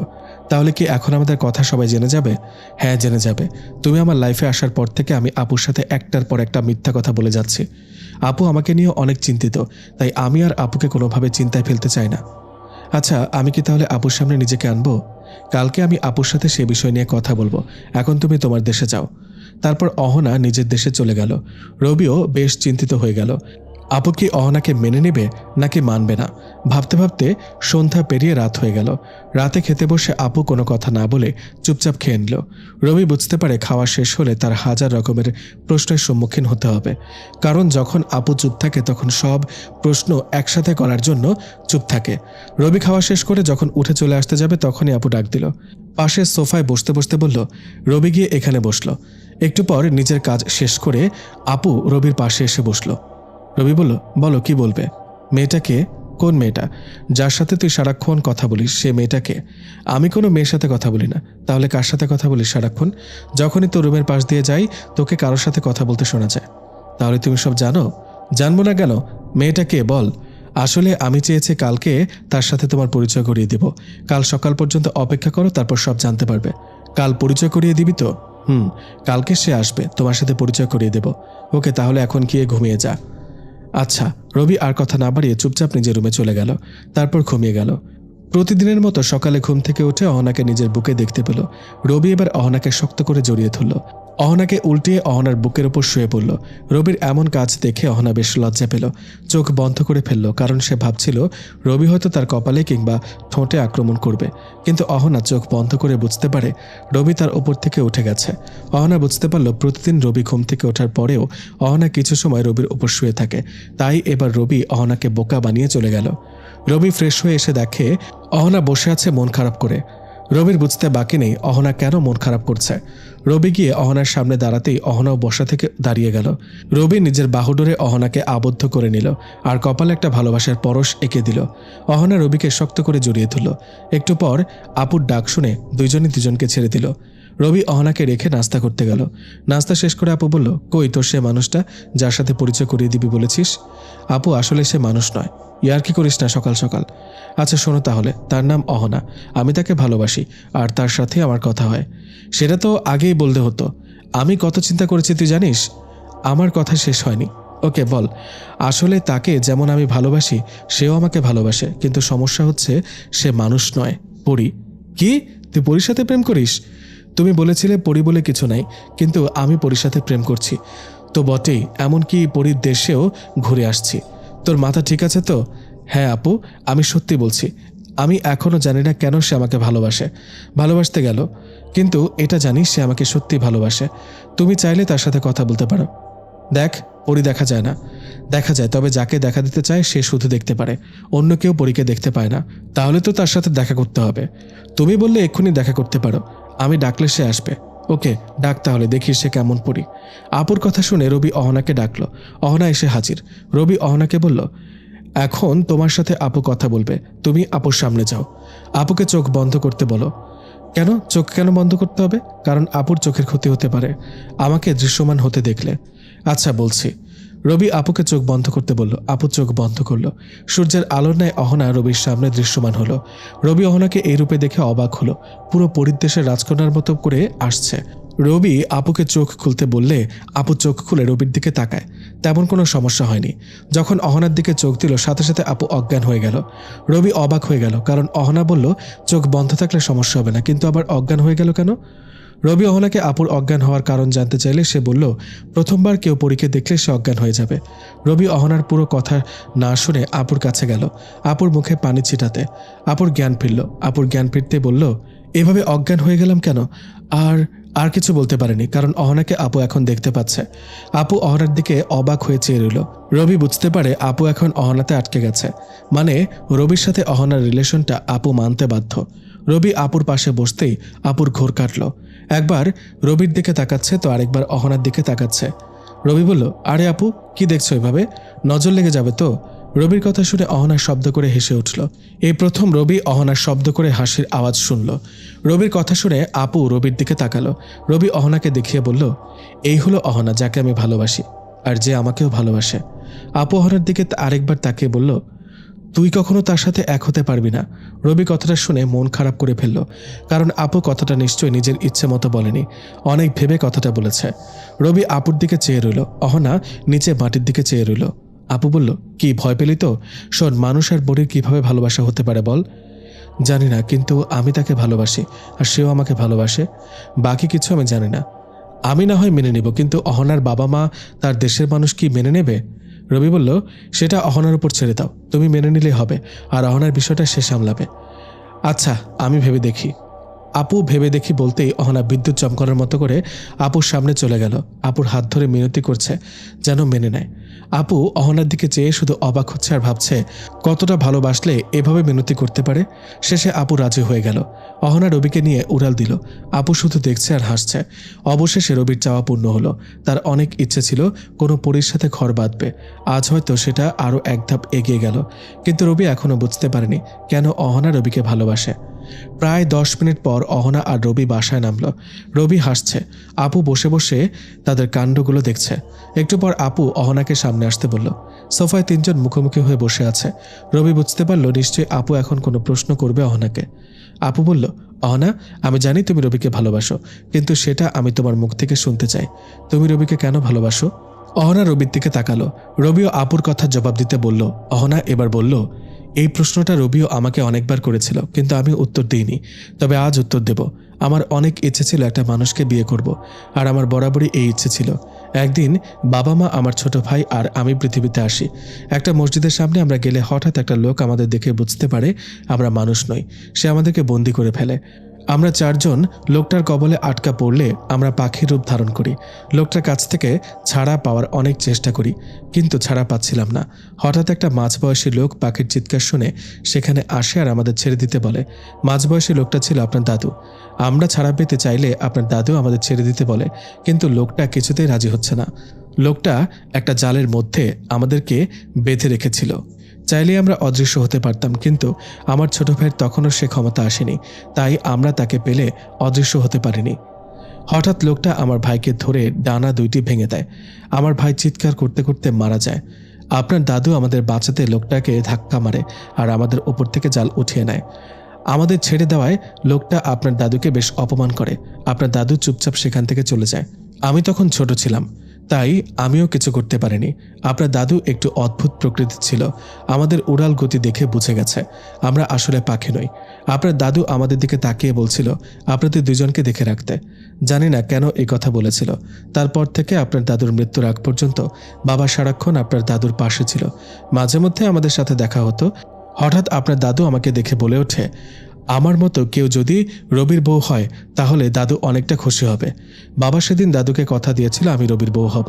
তারপর থেকে রবির ওপর আমার খেয়াল রাখা শুরু হয়। বাবার কথা রবির ওপর নজর রাখলেও তাকে ভালোবাসিনি। কিন্তু একদিন আমি রবিকে দেখলাম বন্ধুদের সাথে অনেক ঝগড়া হচ্ছে। রবি শুধু একটু মিথ্যা বললে সেখান থেকে বেঁচে যায়, কিন্তু সে মিথ্যা বলেনি। সেদিন আমি অনেকটা অবাক হয়ে যাই। এরপরে অনেক দিন রবি অনেক মানুষকে সাহায্য করেছে দেখে আমার ভালো লাগতে শুরু করে। এভাবে একটার পর একটা রবির কাজ দেখে আমি তার প্রেমে পড়ে যাই। বাবা একদিন আমাদের কিছু বই পড়ছিল। হঠাৎ একটা বইয়ে দেখতে পায় 2022 সালের শুরুর দিকে পরিদেশে রাজা হবে একজন মানুষ, আর তখন তার বয়স হবে 21। তখন বাবা চিন্তা করে দেখে তখন রাজা কেউ হলে সেটা হবে তুমি, কারণ আমি যখন তোমাকে বিয়ে করব তখন তুমি হবে রাজা। কারণ আমাদের দেশে মেয়েরা কোনো কিছুতে প্রধান ক্ষমতাসীন হতে পারে না। তারপর থেকে রবিকে সাবধানে রাখার চেষ্টা করি। নিজের সবটুকু দিয়ে রবিকে আগলে রাখার চেষ্টা করি। আর কিছুদিন হলে রবির 21 বছর হবে, তাই সারাক্ষণ তার পাশে থাকি। একটা পঞ্জিকা দেখে বাবা জানতে পারে পরীর দেশের যে রাজা হবে তাকে মেরে ফেলতে অনেকে চেষ্টা করবে। দৃশ্যমান কিংবা অদৃশ্যমান অনেকে তাকে মেরে ফেলতে চাইবে, কারণ সে যদি রাজা হয় তাহলে শুধু একটা রাজ্য নয়, পুরো পরীর দুনিয়া হয়ে যাবে তার। তাই বিভিন্ন জিন তাকে মেরে ফেলতে চাইবে, আর যদি তাকে মেরে ফেলে পুরো পরীর দেশে অশান্তি সৃষ্টি হবে, পুরো পৃথিবীতে অশান্তি হবে, কোনো কারণ ছাড়া জিন মানুষের ক্ষতি করবে। এতটুকু বলে অহনা থেমে গেল। আপু আর রবি এক দৃষ্টিতে তাকিয়ে আছে অহনার দিকে।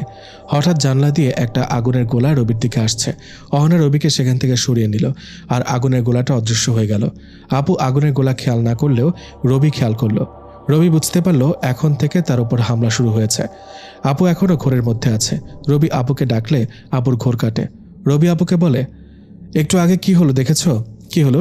রবি বুঝতে পারে আপু কিছু দেখেনি। অহনাও ইশারা করলো যাতে আপুকে না বলে, বললে আপু ভয় পাবে। তাই রবিও না বলা ভালো মনে করলো। রবির উপর একটা জিন হামলা করছিল। অহনাকে দেখে জিনটা পালিয়ে গেল। অহনা, আপু আর রবি শান্তভাবে বসে রইল। সবার কথা শেষ হলে অহনা আপুর থেকে বিদায় নিয়ে অদৃশ্য হয়ে গেল। রবি চিন্তিত হয়ে গেল, কারণ তার উপর অনেক দায়িত্ব আসতে চলেছে। সকালে তার উপর হামলা হওয়ায় আজ ভার্সিটিতে গেল না। এদিকে অহনা রবির উপর হামলা করা জিনটাকে দেখে তাই সোজা অহনা তার বাবার কাছে গেল, আর রবির উপর যে জিন হামলা করলো তার নাম বলে দেয়। অহনার বাবার সাথে সাথে ওই জিনটার মৃত্যুদণ্ডাদেশ দেয়। বাকি কতগুলো সিপাহী জিন ওই জিনটাকে ধরে নিয়ে আসে। তারপর মৃত্যুদণ্ড দেয়া হয়। সারাদিন যেন কেমন ঘোরের মাঝে কাটল রবির। রাতে ঘুমাতে গেলে অহনার উপস্থিতি বুঝতে পেরে বসে পড়ল, কিন্তু অহনাকে দেখা যাচ্ছে না। রবি চিন্তায় পড়ে গেল। অহনাকে দেখা না গেলে নিশ্চয়ই সে কোনো বিপদে আছে। রবি আস্তে আস্তে অহনার নাম ধরে ডাকছে, কিন্তু অহনার আসার কোনো নাম নেই। রবি চারপাশে দেখছে, কিন্তু অহনাকে দেখছে না। রবি চিন্তিত আর অস্থির হয়ে পড়ল। বেশ কিছু সময় রবি চারপাশে অহনাকে খুঁজেও পেল না। রবি ভয় নিয়ে আবারও শুয়ে পড়ল। হঠাৎ অহনা তার সামনে আসলে রবি ভয়ে কেঁপে উঠল। অহনার থেকে কিছুটা দূরে সরে গেল, কারণ অহনার গলায় দাগ পড়েছে। দেখে মনে হচ্ছে কেউ অহনার গলা টিপে ধরছে আর জোর করে গলায় আঁচড় কেটেছে। রবি তাই ভয় পেয়ে গেল। রবির ভয় পাওয়া দেখে অহনা বলল, ভয় পেও না। তোমার গলায় এটা কিসের দাগ? আর নীল তরলগুলো কি? সেগুলো রক্ত। পরীদের নীল রক্ত থাকে, সব পরীর রক্ত নীল। রক্ত কেন বের হচ্ছে? পরে বলবো, তুমি ঘুমাও। সে সকালে গিয়েছিলাম তোমাকে রেখে, আর রাতে আসলাম। তুমি ঘুমাও, আমি আছি তো। রবি বেশ ভালোই বুঝতে পারছে অহনা তার কাছ থেকে কিছু লুকাচ্ছে আর ভয় পেয়ে আছে। রবি নিজের ভয় পাওয়া বাদ দিয়ে অহনার কাছে গেল। অহনার হাতটা ধরতেই হালকা শক খেল, কারণ অনেক গরম অহনার হাত। রবি অহনাকে 2 হাত দিয়ে ধরে বলল, কি হয়েছে বলো তো? কেন তোমার গলায় দাগ? বলতেই হবে? হ্যাঁ, বলতেই হবে। বলো, কেন রক্ত বের হচ্ছে? আমি যখন পরিদেশ থেকে বের হয়ে চারপাশটা ঘুরে দেখতে লাগলাম, তখন আমার একজন সিপাহী খবর দিল পাশের রাজ্যের রাজা তোমাকে মারতে সৈন্য পাঠিয়েছে। বিকেলের দিকে আমি খবরটা শুনি। তারপর বাবাকে বলে আমি বিকেলে তোমাদের বাড়ির চারপাশে সৈন্য বসিয়ে দিয়ে আর আমি অদৃশ্য হয়ে তোমার থেকে একটু দূরে দাঁড়াই। রবি বলল, দূরে দাঁড়ালে কেন? কারণ তুমি এখন বুঝতে পারো তোমার পাশে আমি আসলে। তারপর তোমার থেকে দূরে দাঁড়িয়ে চারপাশটা নজরদারি করি। হঠাৎ দেখতে পাই অনেক জিন তোমাদের বাসার চারপাশে। আমি ভয়ে সব সৈন্যকে প্রস্তুত হতে বলি তোমাকে মারতে আসা জিনগুলোর বিরুদ্ধে যুদ্ধ করার জন্য। তারা কাছে আসতে আমাদের সৈন্যদের সাথে যুদ্ধ বেজে যায়। তাদের সবাইকে মারতে মারতে বিকাল থেকে এই পর্যন্ত সময় লাগলো। অহনা কথাগুলো পুরো দমে বলে থামল। রবি অহনার দিকে এখনও চেয়ে আছে। মেয়েটা তাকে বাঁচাতে নিজের জীবন বাজি ধরল। রবি বলল, তুমি এখনো বলনি তোমার গলায় কি আঁচড় কাটছে? ওদের মধ্যে একটা জিন আমার গলায় আঁচড় কেটেছে। মেরে ফেলেছ কি তাকে? জানো, আমরা কাউকে মেরে ফেলতে পারি না আমাদের দেশে, কিন্তু এখানে মেরে ফেলতে পারি। আমাদের 2 জন সৈন্য তাদের হাতে মারা গেছে। তাদের পুরো 60 জন মারা গেছে। এখনও 2 জন আহত অবস্থায় পড়ে আছে। তাদের মধ্যে একজন যে আমার গলায় আঁচড় কেটেছে। রবি বলল, আমি তাকে দেখতে চাই। আমি নিজ হাতে তাকে মেরে ফেলতে চাই। তোমার গায়ে হাত তোলার শাস্তি হিসেবে সে মৃত্যু পাবে। না না না, তোমাকে কিছু করতে হবে না। আমার সৈন্যরা তাকে মেরে ফেলবে। না, আমি নিজে তাকে মারতে চাই। না, সেটা করলে তোমার ক্ষতি হবে। তুমি এখনও আমাদের শক্তি পাওনি, তাই কোনো জিন না পরীকে তুমি মেরে ফেললে তোমার ক্ষতি হবে। তাহলে আমি তাকে দেখতে চাই, তাতে তো কোনো ক্ষতি হবে না। ওকে দেখতে পারো, তবে ভুলে তাকে মারতে যেও না। আর বাকি সৈন্যদের দেখেও ভয় পাওয়ার কিছু নেই। ওকে, কেমনে দেখবো তাদের? তুমি আমাকে 2 হাত দিয়ে শক্ত করে ধরো। আমার চোখের দিকে তাকিয়ে থাকো। যতক্ষণ আমি বলবো চোখের পলক ফেলবে না। তবে তোমার চোখে একটু ব্যথা লাগবে আর একটু লাল হবে। সহ্য করতে পারবে তো? তোমার জন্য আমি এই ব্যথা সহ্য করতে পারি। ওকে, তাহলে আমার কাঁধে 2 হাত দিয়ে ধরো। আমার চোখে চোখ রাখো। অহনার বলতে দেরি রবি অহনার কাঁধ 2 হাতে ধরতে দেরি করেনি। অহনার চোখে চোখ রাখল। অহনা নিজের চোখ বন্ধ করে আবার খুলতে তার চোখ নীল হয়ে গেল। রবি অহনার নীল চোখের দিকে তাকিয়ে রইল। প্রায় মিনিট 5 অহনার চোখের দিকে তাকাতে রবির চোখ লাল হতে শুরু করলো। লাল হতে হতে রক্তবর্ণ ধারণ করলে চোখ দিয়ে পানি পড়তে শুরু করে। অহনা হঠাৎ অজ্ঞান হয়ে যায় আর মাটিতে পড়ে যেতে লাগে। রবি বুঝতে পেরে অহনাকে ধরে ফেলে আর চোখের পলক ফেলতেই রবির চোখ ব্যথা করে ওঠে। রবি অহনাকে ধরে শুয়ে দিতে পাশে তাকিয়ে দেখে অনেক পরী আর জিন। রবি তাদের দিকে চোখ দিতেই সবাই মাথা নিচু করে রবিকে সম্মান জানালো। রবি তাদের সামনে গিয়ে দেখে 2 জন জিন মাটিতে আহত হয়ে আছে। তাদের মাথা দিয়ে অনেক নীল রক্ত বের হচ্ছে। রবি বুঝতে বাকি নেই যে এরা হলো সেই জিন যারা তাকে মারতে এসেছিল আর অহনা যাদের মেরে রক্তাক্ত করে ফেলে রেখেছে। রবি তাদের দিকে ভয়ানক দৃষ্টিতে তাকিয়ে রইল। বেশ কিছু সময় পর তারা 2 জন ছাই হয়ে অদৃশ্য হয়ে গেল। পাশে থেকে এক সৈন্যদল বলে উঠল, এই 2 জন মারা গেছে, তাই তারা অদৃশ্য হয়ে গেল। অহনাকে বিছানায় কষ্ট পেতে দেখে রবি তাড়াতাড়ি অহনার কাছে আসলো। অহনাকে স্পর্শ করতে বাকি জিনদের দেখতে পেল না। অহনা আস্তে আস্তে আবার স্বাভাবিক হয়ে গেল। রবি বুঝতে পারল অহনার শক্তি দিয়েই এতক্ষণ রবি জিন সৈন্যদের দেখেছিল। অহনা স্বাভাবিক হয়ে রবিকে জড়িয়ে ধরল। রবি অহনার মাথায় হাত বুলাতে বুলাতে বলল, ভয় পেও না, আমার বা তোমার কিছু হবে না, আমি আছি তো। অহনা যেন অবাক হয়ে গেল রবির এমন কথায়। এর আগে কখনো রবি অহনার সাথে এত ভালোবেসে কথা বলেনি। অহনা যেন রবির কথায় এক সাগর ভালোবাসা খুঁজে পেল আর বিশ্বাস করার মতো কাউকে পেল। অহনা রবিকে শক্ত করে জড়িয়ে ধরল আর বলল, অনেক রাত হয়েছে, এখন তুমি ঘুমাও। আমার তো এখন ঘুম আসবে না, কারণ একটু আগে যা দেখলাম তোমার অবস্থা খারাপ, আর তোমাকে এই অবস্থায় রেখে কি আমি ঘুমাতে পারি? রবি কথা শুনে হাসতে হাসতে আর বলল, এসব আমার জন্য কোনো ব্যাপার না, এক্ষুনি হাত বুলালে সব ঠিক হয়ে যাবে। এ বলে অহনা নিজের ডান হাতটা গলায় বুলাতেই হালকা একটু ধোঁয়ার মতো কিছু একটা দেখা গেল আর ক্ষতস্থান ঠিক হয়ে গেল।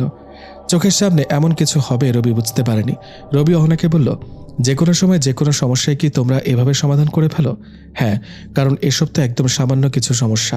আচ্ছা ঠিক আছে, তাহলে এখন চলো ঘুমাই। অহনা রবিকে জড়িয়ে ধরে শুয়ে পড়ল। দুজনে হারিয়ে গেল ঘুমের রাজ্যে।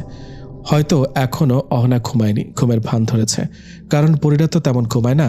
মাঝরাতে ঘুম ভেঙে গেলে চোখ খুলে দেখে অহনা তার বুকে নেই। রবি চারপাশটা ভালো করে দেখল, কিন্তু অহনাকে দেখতে পেল না। না, অহনার উপস্থিতি ছিল। রবি পুরো বাসায় অহনাকে খুঁজেও পেল না। শেষে রবি আবারও এসে শুয়ে পড়ল। সকালে ঘুম ভেঙে অহনাকে নিজের বুকে পায়। রবি অহনাকে জড়িয়ে ধরে বলে, কোথায় গিয়েছিলে তুমি? মাঝরাতে কত খুঁজেছি, কিন্তু কোথাও পাইনি তোমায়। বাবা ডাকছিল তাই গিয়েছিলাম। আচ্ছা, তুমি তো সারাক্ষণ বাবার কথা বলো, তোমার মায়ের কথা তো কখনো বলনি। মাও আছে, কিন্তু মায়ের সাথে আমার কিছুতেই মিল থাকে না, তাই মায়ের কথা বলি না। আচ্ছা তাই নাকি?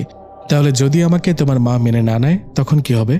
না মানলেও কিচ্ছু হবে না, আর না মানলেও কিছু হবে না। যদি বাবা মেনে নেয় তাহলে মা কিছু বলতে পারবে না বা করতেও পারবে না। আচ্ছা তাহলে এখন উঠি, ঠিক আছে? রবি ঘুম থেকে উঠে গেল। অহনাও রবির সাথে বের হলো, কিন্তু আপুর চোখে অদৃশ্য হয়ে। নয়তো আপু জিজ্ঞেস করবে, এখনও বিয়ে হয়নি, একসাথে থাকে কেন? আরও কত কিছু জিজ্ঞেস করবে। রবি গিয়ে নাস্তা করে নিল। অহনা অদৃশ্য অবস্থায় রবির হাত ধরে বসে তার খাওয়া দেখছে। মাঝে মাঝে রবির দিকে চেয়ে হাসছে। নাস্তা শেষ করে রবি ভার্সিটিতে চলে গেল। রাশেদ তো সাথেই আছে। অর্ধেক ক্লাস করে রবি বাইরে চলে আসলো। গাছের নিচে বসে বসে ভাবছে সে দিনগুলো কেমন হতে পারে যেদিন সে পরীর দেশের রাজা হবে। তখনই রাশেদ পেছনে এসে বসলো। রবিকে ভাবতে দেখে জিজ্ঞেস করলো, কিরে কি ভাবছিস? রবি বলল, ভাবছি অহনার কথা। মুখ ফসকে রবি অহনার নাম নিয়ে ফেলল।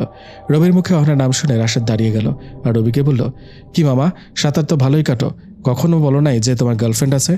না মানে তেমন কিছু না। তাই না? বল অহনা কে? অহনা তোর ভাবি, পরি একটা, বুঝলি? হ মামা, তোমার মনে তো পরিই হবে। রবি রাশেদকে পরি বলতে অহনা রবির সামনে চলে আসলো, তবে এখন ভয় দেখানোর জন্য নয়, রবির কথার প্রমাণ দেওয়ার জন্য। রাশেদ আবারও বলে উঠল, কি মামা, অহনাতে হারিয়ে গেলি নাকি? আরে অহনা আসলে একটা পরি, তুই বুঝবি না সেসব। আগে তো বললাম তুমি প্রেমিকের কাছে তোমার প্রেমিকা পরি ছাড়া আর কিছুই হতে পারে না। আরে ভাই সত্যি বলছি, ওকে তোকে প্রমাণ দিচ্ছি, দাঁড়া। রবি অহনার দিকে তাকালে রাশেদকে চোখ বন্ধ করতে বলে। রবি রাশেদকে চোখ বন্ধ করতে বললে রাশেদ বলে ওঠে, কি রে, মনে হয় তোর মাথা গেছে? আমি চোখ বন্ধ করব আর তোর অহনা মানে পরি আমার সামনে দৃশ্যমান হবে, তাই তো? হ্যাঁ সেটাই হবে। দেখ এমন কিছু হয় না, তোর মাথা গেল মনে হয়। তুই বস, আমি যাচ্ছি। রাশেদ চলে যেতে চাইলে রবি হাত ধরে ফেলে। রাশেদ আবারও রবির পাশে বসে পড়ে। রবি রাশেদকে চোখ বন্ধ করতে জোর করতে থাকে, কিন্তু রাশেদ কিছুতে রবির কথা মানছে না। পরে রবি জোর করে রাশেদকে চোখ বন্ধ করালো। চারপাশে হালকা বাতাস যেন ধীরে ধীরে গতি বেড়ে যাচ্ছে। গাছের পাতা যেন ছিঁড়ে পড়ছে। রাশেদ গায়ের উপর হালকা বিদ্যুৎ চমকানোর আওয়াজ রাশেদের কানে বাজছে। অসময়ের রোদ এসে যেন পড়ল রাশেদের গায়ে। তখন রাশেদ চোখ খুলল। রাশেদ চোখ খুলে সামনে দেখতেই বেহুশ হয়ে গেল, কারণ এটাই প্রথম রাশেদের পরিদেখা। অহনা তো বলেছিল যে প্রথম পরীকে দেখবে সে অজ্ঞান হয়ে যাবে। রবি ব্যাগে থাকা পানি নিয়ে রাশেদের মুখে ছিটাতে রাশেদের জ্ঞান ফিরে আসলো। রাশেদ পাগলের মতো অবস্থা শুরু করে দিল। রবির হাত ধরে আছে। রবি বুঝতে পারল রাশেদ অহনাকে দেখে ভয় পেয়েছে। রবি রাশেদকে বলল, কি হলো, ভয় পাচ্ছিস কেন? ওখানে কেউ ছিল? কোনো মেয়ে? রবি বলল, এখনো আছে সে ওখানে। কি? আমি দেখছি না কেন? তুই ভয় পাচ্ছিস তাই? কে সে মেয়েটা? তোর ভাবি, মানে অহনা। মানে অহনা আসলেই পড়ি? হ্যাঁ, এখন তো বিশ্বাস করবি? ভয় হচ্ছে আমার, যদি তোর কিছু করে ফেলে। তোর ভয় পাওয়া লাগবে না, আর অহনা আমাকে অনেক ভালোবাসে, কখনো আমার ক্ষতি করবে না। তুই শিওর তো? দেখ, পরীরা কিন্তু নিজের ভালোর জন্য মানুষকে মেরে ফেলে, এমনকি কিছু শক্তি যোগানোর জন্য তারা মানুষের রক্ত খায়। তোকে সেসব নিয়ে ভাবতে হবে না। বল, অহনা যে পরী সেটা বিশ্বাস করলি তো? হ্যাঁ, কিন্তু দেখছি না কেন তাকে? তোর ভয় কেটে গেলে দেখতে পাবি। রাশেদ অহনাকে দেখতে এবার রবির হাতে থাকা পানি খেয়ে নিল, একটা দীর্ঘ শ্বাস নিল। তারপর রবিকে বলল, দেখছি না তো পরীকে?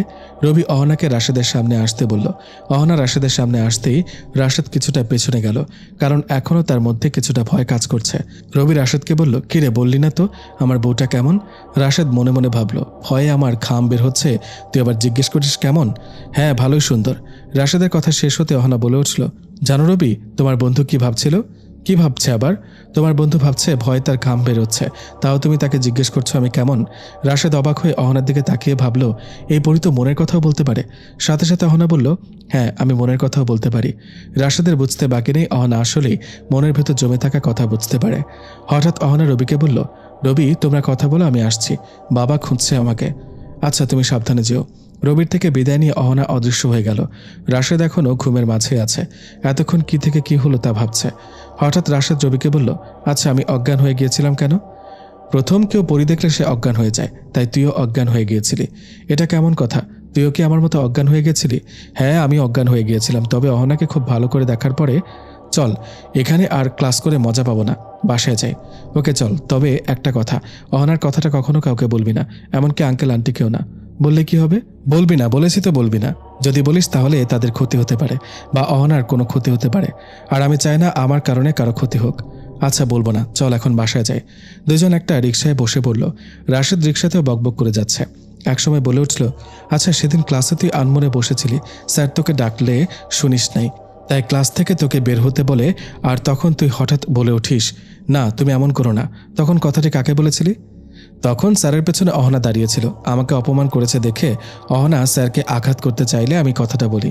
তার মানে তখন থেকে তুই অহনাকে দেখতি? ভাবি ডাকতে পারিস না? আচ্ছা আচ্ছা, ভাবি। হ্যাঁ, দেখতাম তো, তাই ক্লাস থেকে বের হওয়ার সময় অহনার হাত ধরে বের হয়েছিলাম, আর সবাই ভাবলো আমি হাওয়ায় এমনটা করলাম। বস, তুই তো অনেক পাওয়ারফুল হয়ে গেলি তাহলে। রিক্সা চলতে লাগলো আপন গতিতে। হঠাৎ একটা স্কুল বাস রিক্সার সামনে চলে আসে। রাশেদ ভয় পেয়ে চোখ বন্ধ করে ফেলে। রবিও ভয় পেয়ে যায় আর চোখ বন্ধ করে ফেলে, কিন্তু অহনার কথা ভাবতে থাকে। হঠাৎ রবি চোখ খুলে দেখতে পায় পুরো বাস তাদের মাথার উপর দিয়ে উড়ে গেল। বাসটা অহনার হাতে। অহনা আস্তে করে বাসটা রাস্তায় বসিয়ে দিল। কারো কোনো ক্ষতি হয়নি, কিন্তু সবাই ভয় পেয়ে আছে। রবি রিক্সা থেকে নেমে দৌড়ে অহনার কাছে গেল আর অহনাকে বলল, তুমি ঠিক আছো তো? আমি ঠিক আছি, তোমার কিছু হয়নি তো? না, আমার কিছু হয়নি, তবে একটু ভয় পেয়েছিলাম। ওকে, আর ভয় পেতে হবে না, তুমি একটু অপেক্ষা করো, সব বাচ্চাদের ভয় দূর করে দিচ্ছি। অহনা বাসের ভেতর চলে গেল। একটু পর বাসের সব বাচ্চারা হাসাহাসি শুরু করলো, যেন মনে হচ্ছে একটু আগে কিছুই হয়নি। রবি অহনাকে নিয়ে হাঁটতে শুরু করলো, কারণ রিক্সা চালক অনেক আগে পালিয়েছে। পাশে রাশেদ হাঁটছে, কিন্তু সে বুঝতে পারছে না রবি অহনার হাত ধরে হাঁটছে। আর বাসটা যে তাদের মাথার উপর দিয়ে অহনা নিয়ে গেল সেটাও রাশেদ দেখতে পায়নি, কারণ প্রচুর ভয় পেয়ে রাশেদ চোখ বন্ধ রেখেছিল। হাঁটতে হাঁটতে রাশেদের বাসা বরাবর আসলে তিনজন থেকে রবি রাশেদকে বলে অহনার কথা যেন কাউকে না বলে। তারপর রাশেদ তার বাসায় ঢুকে যায়। রবি আর অহনা হেঁটে রবির বাসায় চলে আসে। দরজা খুলে ঢুকতে আপু সামনে আসে। ফ্রেশ হয়ে আয়, আমি খাবার দিচ্ছি। আচ্ছা, আসছি। তারপর অহনা চলে গেল। রবি ফ্রেশ হয়ে খেয়ে নিল। ভার্সিটি আর বাসার মাঝে মধ্যেই অহনা এসে আপুর সাথে দেখা করা, আর প্রতি রাতে রবির বুকে ঘুমানোতে চলে গেল আরও একটা সপ্তাহ। রবি আরও বেশি অহনার প্রতি আকৃষ্ট হয়ে গেছে।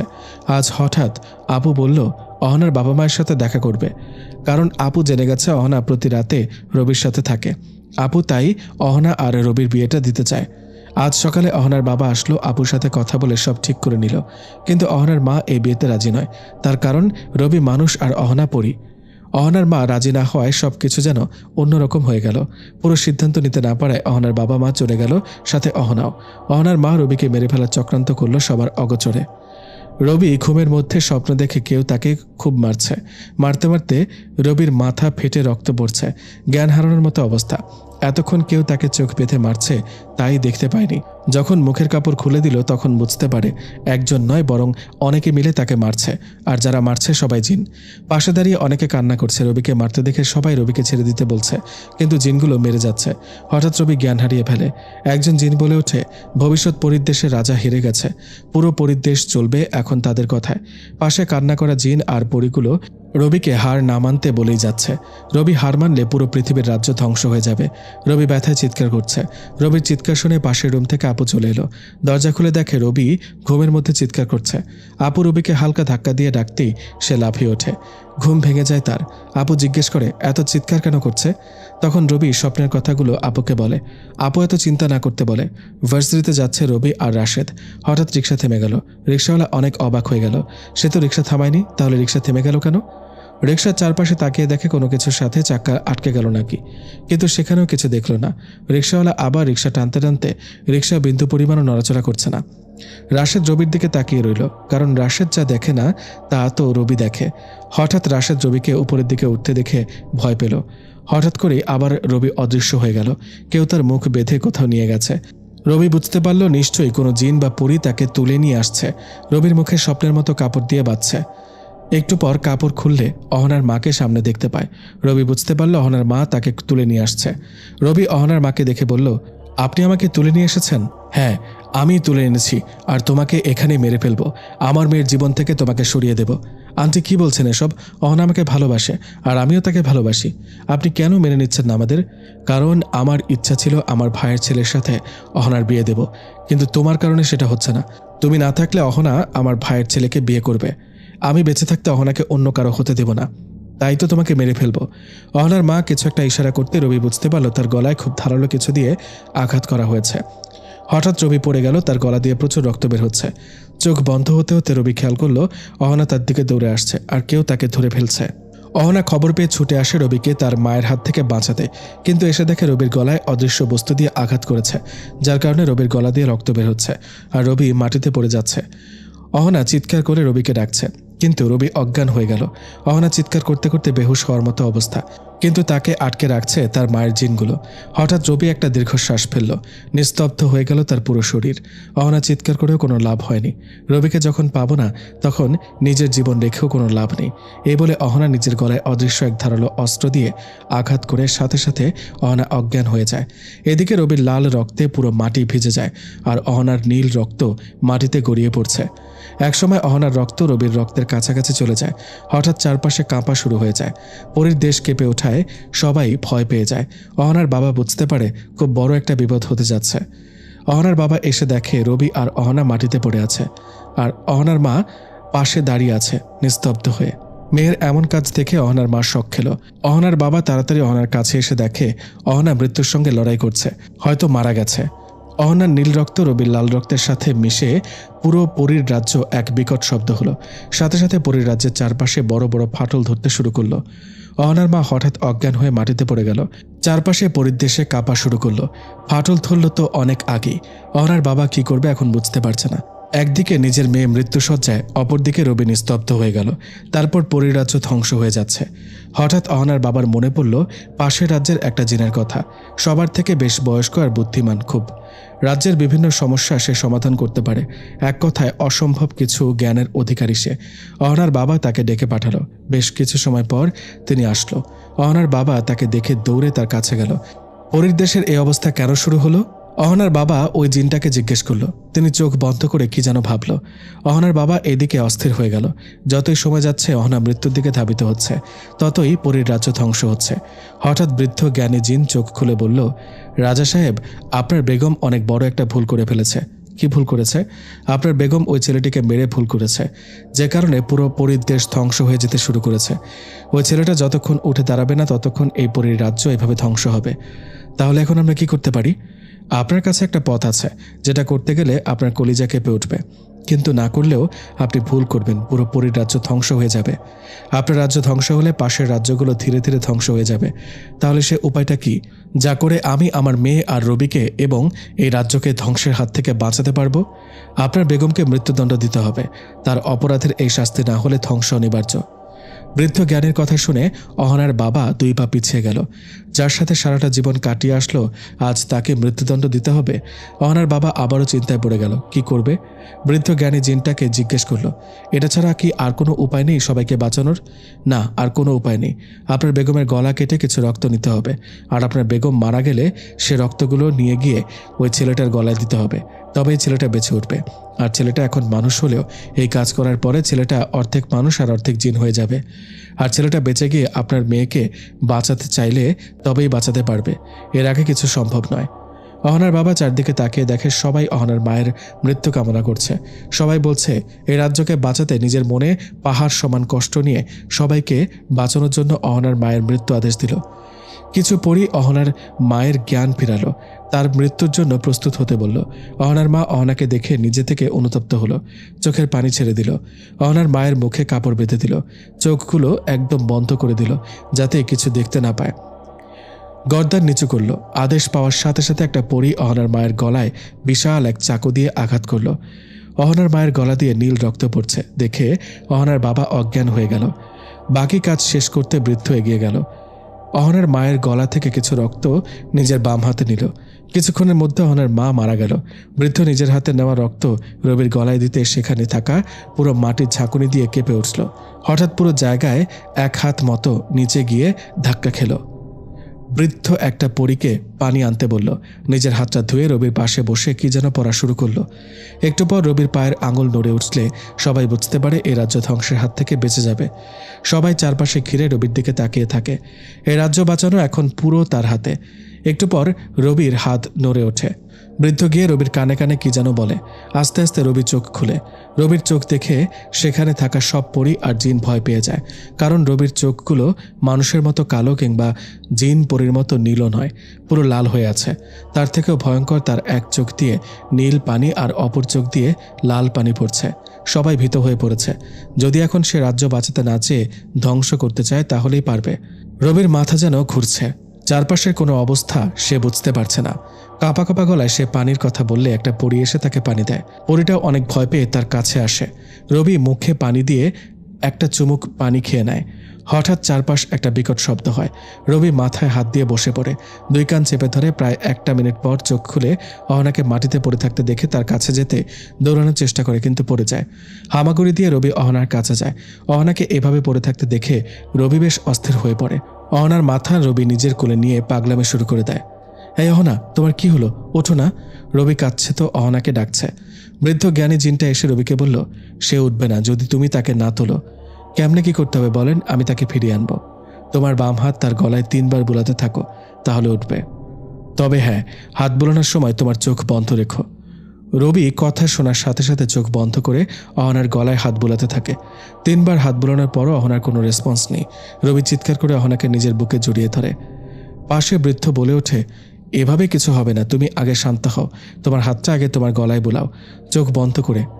আগে তুমি ঠিক হলে তারপর হয়তো সে ঠিক হবে। রবি চোখ বন্ধ করে নিজের গলায় হাত বুলাতে একটু ধোয়ার মতো কিছু বের হলো। রবির গলা ঠিক হয়ে গেল। রবি একইভাবে চোখ বন্ধ করে অহনার গলায় হাত বুলাতে লাগলো, কিন্তু অহনা তো ওঠার কোনো নাম নেই। বৃদ্ধ জ্ঞানী জিনকে রবি বলল, কি করতে বলছেন আপনি? অহনা তো উঠছে না। আর একটা কাজ করতে পারো, তাড়াতাড়ি বলুন সেটা কি? তোমার হাত কাটতে হবে। হাত থেকে বের হওয়া রক্ত নিয়ে তোমার হাতের মুঠোয় নিয়ে অহনার গলায় সে রক্ত লাগিয়ে দাও, তাহলে আশা করি অহনা বেঁচে উঠবে। রবি নিজের হাত কেটে অহনার গলায় দিল, কিন্তু অহনা উঠছেই না। রবি চিৎকার করে কাঁদছে। হঠাৎ রবির চোখের জল অহনার মুখে পড়তেই অহনা আটকে থাকা এক দীর্ঘশ্বাস ফেলল। রবি আবারও অহনার গলায় নিজের রক্তমাখা হাত বুলালে অহনা আস্তে আস্তে চোখ খুলে। রবি চিৎকার করে অহনাকে নিজের বাহু ডোরে আবদ্ধ করে নেয়। অহনা আরেকটু ভালো হয়ে গেলে রবির দিকে অবাক নয়নে মুগ্ধ চাহনিতে তাকিয়ে থাকে। হঠাৎ একটা পরী এসে বলল, অনেক বেশি ফাটল ধরেছে রাজ্যে, তাড়াতাড়ি কিছু না করলে এই রাজ্য ধ্বংস হয়ে যাবে। অহনা বুঝতে পারছে না কি করবে। পাশে বাবা অজ্ঞান হয়ে পড়ে আছে। অহনা তাড়াতাড়ি তার বাবার জ্ঞান ফেরালো। অহনার বাবা চারপাশে তাকিয়ে দেখে ফাটলগুলো আগের থেকে বড় বড় হয়ে গেছে। অহনার বাবা দৌড়ে গিয়ে একটা মশাল নিয়ে আসলো। রবি আর অহনা সেখানেই দাঁড়িয়ে রইল।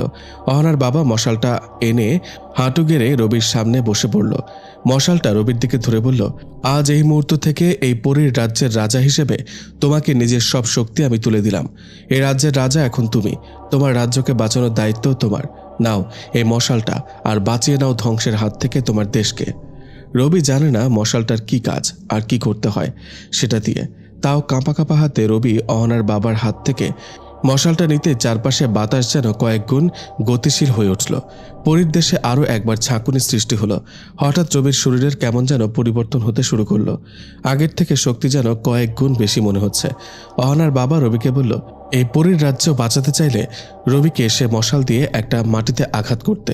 রবি মশালটা উপরে তুলতেই আকাশে এক বিকট শব্দ হলো। সাথে সাথে রবি মশালটা দিয়ে মাটিতে সজোরে আঘাত করলো। ফাটল ধরা মাটিগুলোর সাথে সাথে কেমন যেন জোড়া লাগতে শুরু করলো। অহনার মুখে হাসি ফুটে উঠল। রবি অহনাকে বলল, তুমি ঠিক আছো তো? হ্যাঁ, আমি ঠিক আছি। অহনা ভালো করে রবির চোখের দিকে তাকাতেই রবির চোখের সাথে অহনার চোখের মধ্যে এক অদৃশ্য কানেকশন হলো। সাথে সাথে রবির চোখ দিয়ে জল পড়তে শুরু করলো। প্রথম জলের ফোঁটা মাটিতে পড়তেই সাথে সাথে আগুন ধরে গেল। হঠাৎ রবি অজ্ঞান হয়ে গেল, আর অহনার দিকে চোখ পড়তেই অহনা রবিকে ধরে ফেলল। অহনা রবিকে ধরে নিজের রুমে নিয়ে গেল। অহনার রুমের চারপাশটা বেশ সাজানো, আর সেখানে ছোট ছোট ফুলের গাছ। গাছগুলো ফুলে ভরে আছে। অহনা রবির মুখে পানি দিয়ে জ্ঞান ফেরালো। রবি জ্ঞান ফিরে অপূর্ব এক রুমে নিজেকে আবিষ্কার করে। পাশে তাকিয়ে দেখে অহনা বসে আছে। এদিকে রাশেদ আর ভার্সিটিতে না গিয়ে রবির বাসায় চলে গেল। রবির সাথে ঘটে যাওয়া সব ঘটনা রাশেদ আপুকে বলল। রাশেদের কথা শুনে আপু বেশ চিন্তিত হয়ে গেল। কি করবে আপু বুঝতে পারছে না। তাও কোনো উপায় আছে কিনা দেখতে ভয়ে ভয়ে রবির রুমে গেল।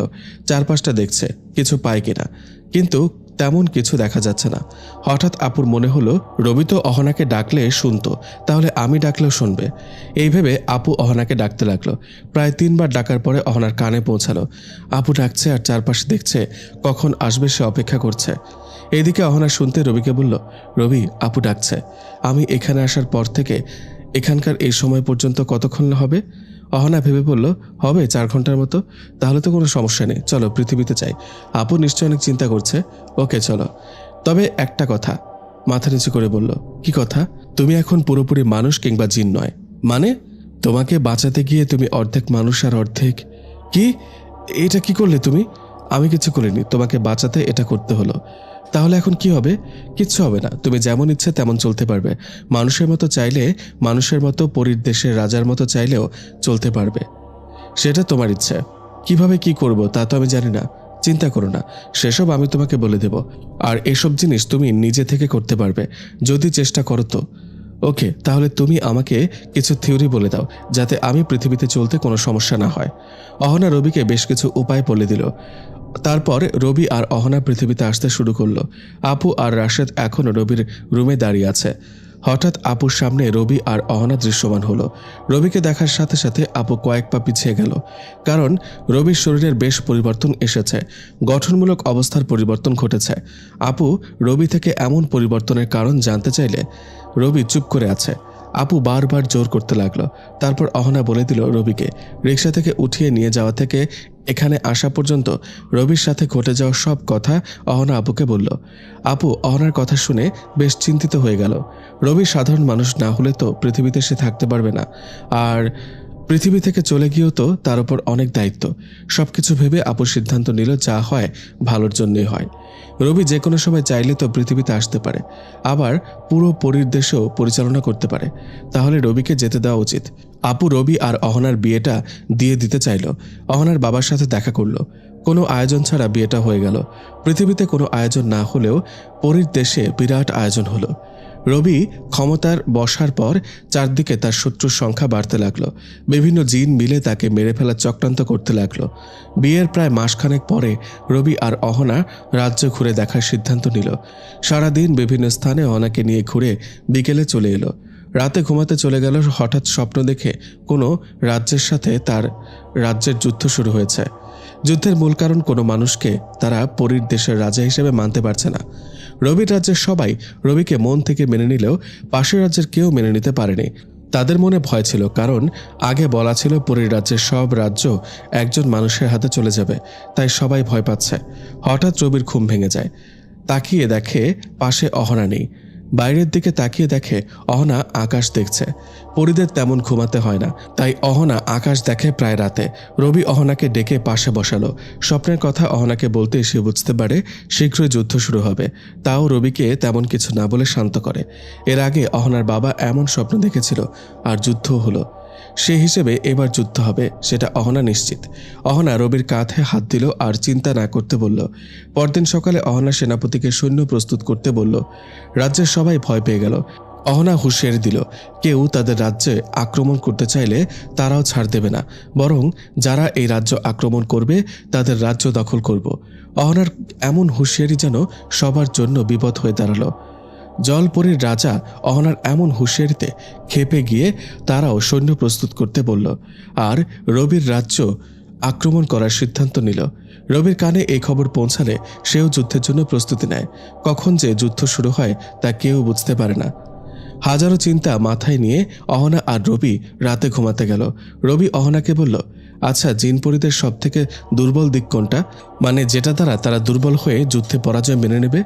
খুব বেশি নয়, মাত্র একটা দুর্বল দিক আছে, আর তা হলো শত্রুর হাত থেকে তালোয়ার ফেলে দেওয়া। আমি বুঝতে পারছি না এটা কেমন কথা। চাইলে তো সে তালোয়ার আবার উঠিয়ে যুদ্ধ করতে পারে। না, পারবে না, কারণ কারো তালোয়ার হাত থেকে একবার পড়ে গেলে তালোয়ারটি নষ্ট হয়ে যায়, মানে মাটিতে পড়ার সাথে সাথে মাটিতে মিশে যায়, আর তাই আর উঠাতে পারে না। রবি বলল, যুদ্ধে কি সবাইকে যেতে হয়? পৃথিবীর একটা অদ্ভুত নিয়ম, সৈন্যরা যুদ্ধ করবে আর রাজা রাজপ্রাসাদে বসে দেখবে, কিন্তু এখানে সেটা হয় না। রাজা যতক্ষণ যুদ্ধে যাবে না ততক্ষণ সৈন্যরা যুদ্ধ করবে না। রবি বলল, তার মানে রাজাকে যুদ্ধক্ষেত্রে অবশ্যই থাকতে হবে। হ্যাঁ, আর একটা কথা, সেটা হচ্ছে শত্রুপক্ষের কোনো সৈন্য রাজার গায়ে হাত তুলতে পারবে না। সৈন্য লড়াই করবে সৈন্যের সাথে, সেনাপতি লড়াই করবে সেনাপতির সাথে, আর রাজা লড়াই করবে রাজার সাথে। তার মানে যদি যুদ্ধ হয় তাহলে আমাকে যুদ্ধক্ষেত্রে যেতে হবে?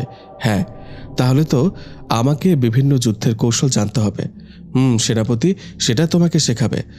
কাল তুমি সেনাপতির থেকে সেসব শিখে নিতে পারবে চাইলেই। পরের দিন রবি সেনাপতির কাছ থেকে পরিদেশের যুদ্ধের বিভিন্ন কলা কৌশল শিখে নিল। বিকেলের দিকে রবি আর অহনা বসে আছে। হঠাৎ সেনাপতি এসে খবর দিল, রবির রাজ্যের কিছু অংশ জলপরীর দেশের রাজা আক্রমণ করছে। অনেক সৈন্য মারা গেছে। খবর পাওয়ার সাথে সাথে রবি দাঁড়িয়ে গেল। অহনা সেনাপতিকে সেখানে থাকতে বলে রবিকে রুমে নিয়ে গেল। রবিকে দাঁড় করিয়ে রেখে অহনা মনে মনে কি যেন পড়া শুরু করলো। হঠাৎ চারপাশে অন্ধকার হতে লাগলো। হঠাৎ বিদ্যুৎ চমকানোর সাথে সাথে অহনা আকাশের দিকে হাত তুলতেই একটা মশাল অহনার হাতে চলে আসলো। সেটা নিয়ে অহনা রবির সামনে বসে পড়ল। রবির দিকে মশাল ধরে বলল, এই মশাল পৃথিবীর সব থেকে শক্তিশালী মশাল। এটা দিয়ে যে কোনো কাজ সম্ভব, সাবধানে রেখো এটা। রবি অহনার হাত থেকে মশালটা নিল। রবি মশালটা হাতে নিতেই তার শরীর কাঁপতে লাগলো। হঠাৎ তার শরীর থেকে অনেক ঘাম বের হতে শুরু করলো। হঠাৎ মশালটা রবিকে মাটি থেকে আলাদা করে ফেলছে। অহনার সাথে সাথে রহস্যময় এক অদ্ভুত হাসি দিল। রবি সে হাসির মানে বুঝতে পারল না। হঠাৎ রবি খুব জোরে মাটিতে পড়ে গেল আর মশালটা অদৃশ্য হয়ে কোথাও হারিয়ে গেল। মাটি থেকে উঠেই দেখে অহনার চোখ দিয়ে পানি পড়ছে। রবি আকস্মিকভাবে কেঁপে উঠল অহনার এমন অবস্থা দেখে। রবি তাড়াতাড়ি অহনাকে তুলে নিল। রবি অহনার গালে হাত দিয়ে বলল, কি হলো অহনা, তোমার চোখে পানি কেন? তুমি যুদ্ধে যাবে, আমি এখানে বসে থাকবো, তাই খারাপ লাগছে। যদি আমিও তোমার সাথে যেতে পারতাম কত ভালো হতো। কিন্তু তুমি তো একটু আগে হাসছিলে। ওই মশাল যাতে তোমার কোনো ক্ষতি না করে তাই হাসতে হলো। মানে? ওই মশাল বাবা আমাকে দিয়েছিল, আর দেওয়ার পরে আমার দিকে তাকিয়ে একটা রহস্যময় হাসি দিয়েছিল। আমি সেই হাসির কারণ জানতে চাইলে বাবা আমাকে বলে, কারো হাতে মশালটা দেওয়ার পর যদি তার দিকে তাকিয়ে না হাসি তাহলে মশালটি ক্ষতি করতে পারে, তাই হাসতে হলো। ও, এখানেও একটা রহস্য। আচ্ছা, তুমি চিন্তা করো না, যুদ্ধের মাঠে কেউ আমাকে পরাজিত করতে পারবে না। রবি অহনাকে অনেকক্ষণ বুঝিয়ে অহনার কান্না থামালো। রবি রাজপ্রাসাদ থেকে বের হতে গিয়ে আবারও ফিরে আসলো। সোজা অহনাকে গিয়ে জড়িয়ে ধরল। অহনার কানে কানে শুধু বলল, ভালোবাসি। তারপর রবি সেনাপতির সাথে চলতে লাগলো। যেখানে জলপরীর দেশের রাজা আক্রমণ করছে, রবি আর সেনাপতি সেখানে চলে গেল। রবি সেনাপতিকে বলল জলপরীর রাজার সাথে কথা বলবে। রবির আদেশ পেয়ে সেনাপতি জলপরীর রাজাকে খবরটা দিল। জলপরীর রাজা রবির সাথে কথা বলতে রাজি হলো, কিন্তু সেখানেও জলপরীর রাজা চালাকি করল। রবির সাথে কথা বলার সময় যদি পারে রবিকে মেরে ফেলবে। রবি আর জলপরীর রাজা একটা তাঁবুর নিচে বসল। রবি চাচ্ছে যুদ্ধ না করে সমাধান করতে। কেন আপনি যুদ্ধ করতে মরিয়া হয়ে গেছেন? কারণ আমরা কোনো মানুষকে পরীর দেশের রাজা মানতে পারবো না। কেন পারবেন না? মানুষ কি শাসন করতে জানে না? জানে কি জানে না, কিন্তু আমরা মানতে পারবো না। তাহলে এখন কি করতে হবে? আপনাকে আপনার দেশে ফিরে যেতে হবে। আর যদি ফিরেও যায় তাহলে পরীর দেশ শাসন করবে কে? সেটা আমরা পরে দেখে নেব। আপনার সেসব নিয়ে ভাবতে হবে না। আমার রাজ্যের সবাই খুশি আমাকে রাজা হিসেবে পেয়ে। তাতে আপনার ক্ষতি হচ্ছে কেন আমি বুঝি না। কারণ আমরা পড়েছি মানুষ পরীর দেশের রাজা হলে পুরো সবকটা পরীর রাজ্য তার রাজত্বে চলে যাবে। রবি বলল, যদি আপনি আপনার সৈন্য নিয়ে এখান থেকে চলে না যান তাহলে বড় ক্ষতি হবে আপনার, এবং আপনার রাজ্য আগে আমার দখলে আসবে। হুমকি দিচ্ছেন? হুমকি আমি দিই না, সতর্ক দিলাম। আপনার সময় 1 মিনিট। এই সময়ের মধ্যে আপনি আপনার সব সৈন্য নিয়ে চলে যাবেন, আর না হলে বুঝতেই পারছেন কি হতে পারে। আমিও দেখি এক মানুষ হয়ে আরেক পরীর রাজ্যের রাজার সাথে কিভাবে গলা উঁচু করে কথা বলে। জলপরীর রাজা রেগে গিয়ে রবির দিকে তলোয়ার ধরল। রবি শান্ত হয়ে এখনো বসে আছে, শুধু 1 মিনিট সময়টা যাওয়ার অপেক্ষা করছে। হঠাৎ জলপরীর রাজা রবির কাঁধে আঘাত করতে যাবে, তখনই রবি সেখান থেকে সরে গেল। রবির কোমরে আঘাত করতে গেলে আবারও রবি সরে গেল। এভাবে পুরো 1 মিনিট সময় শেষ হয়ে গেল। জলপরীর রাজাকে চমকে দিয়ে রবি হাত থেকে একটা সাদা তালোয়ার বের করল। জলপরীর রাজা রবির কাঁধে আবার আঘাত করতে গেলে রবি নিজের তালোয়ার দিয়ে রাজার তালোয়ারটি ধরে ফেলে। রাজা অনেক চেষ্টা করছে যাতে রবির ঘাড়ে চালিয়ে দিতে পারে, কিন্তু অদ্ভুতভাবে রবির তালোয়ার থেকে আলো বের হতে লাগলো আর রাজার তালোয়ার পুড়ে যেতে লাগলো। রাজা ভয় পেয়ে তাড়াতাড়ি তালোয়ার সরিয়ে নিল, কিন্তু অনেক চেষ্টা করেও পুড়ে যাওয়া তালোয়ার রক্ষা করতে পারল না। হঠাৎ রবি নিজের তালোয়ার দিয়ে রাজার শরীরের থেকে গর্দান আলাদা করে ফেলল। রাজা নিজের দাঁতগুলো বের করে দিয়ে পুড়তে লাগলো। অহনা একবার রবিকে বলেছিল, যখন কোনো রাজা পরাজিত হয় আর তাকে মেরে ফেলা হয় যুদ্ধের ময়দানে, তখন সে রাজার গর্দান আগে আলাদা করতে হয়। তারপর যে গর্দান আলাদা করেছে সে যদি তাকিয়ে থাকে তাহলে শত্রু রাজা আগুনে পুড়ে ছাই হয়ে যায়। রবি তাই করল। রাজার দিকে চেয়ে থাকতেই রাজা পুড়তে লাগলো। একটু পর ছাই হয়ে অদৃশ্য হয়ে গেল। হঠাৎ একসাথে সব সৈন্য তালোয়ার ফেলে দিল। রবির সৈন্য আর রাজার সৈন্য সবাই তালোয়ার একসাথে ফেলে দিয়ে রবির দিকে মাথা নিচু করে বসল। রবি তাকিয়ে দেখে তাদের অবস্থা। হঠাৎ সবার সামনে রবি আর রাজার সেনাপতি মাথা নিচু করে বসে পড়ল। রবি দুজনকে ডাকল। রাজার সেনাপতি একটু দূরে দাঁড়িয়ে আছে। রবি নিজের সেনাপতিকে ডাকল। রবি বলল, ওরা সবাই একসাথে তালোয়ার ফেলে দিয়ে এভাবে বসে পড়ল কেন? কারণ রাজা যদি মারা যায় তাহলে আর কি নিয়ে যুদ্ধ করবে, তাই সবাই আত্মসমর্পণ করল। তাহলে এখন সবাই কি আমাকে রাজা মানছে? শত্রুপক্ষের সেনাপতি সেটা সিদ্ধান্ত নেবে। যদি সে আপনাকে রাজা মানে তাহলে তাদের রাজ্যেও আপনি রাজা হবেন, আর যদি সে রাজা না মানে তার গর্দান যাবে, যদি আপনি চান। আর না চাইলে ওই রাজ্যের রাজা নতুন কেউ হবে। রবি ভাবল, এত যুদ্ধ হলো, অনেক সৈনিক মারা গেল, জয় তো পেলাম, কিন্তু জলপরী রাজ্যের কেউ যদি আবার আক্রমণ করে তাহলে কি হবে? তার থেকে ভালো হবে জলপরী রাজ্য দখলে নেওয়া। রবি সেনাপতিকে আদেশ করল, জলপরীর রাজ্যে রবির রাজত্ব চলবে। রবির সেনাপতি জলপরীর সেনাপতির কাছে গেল।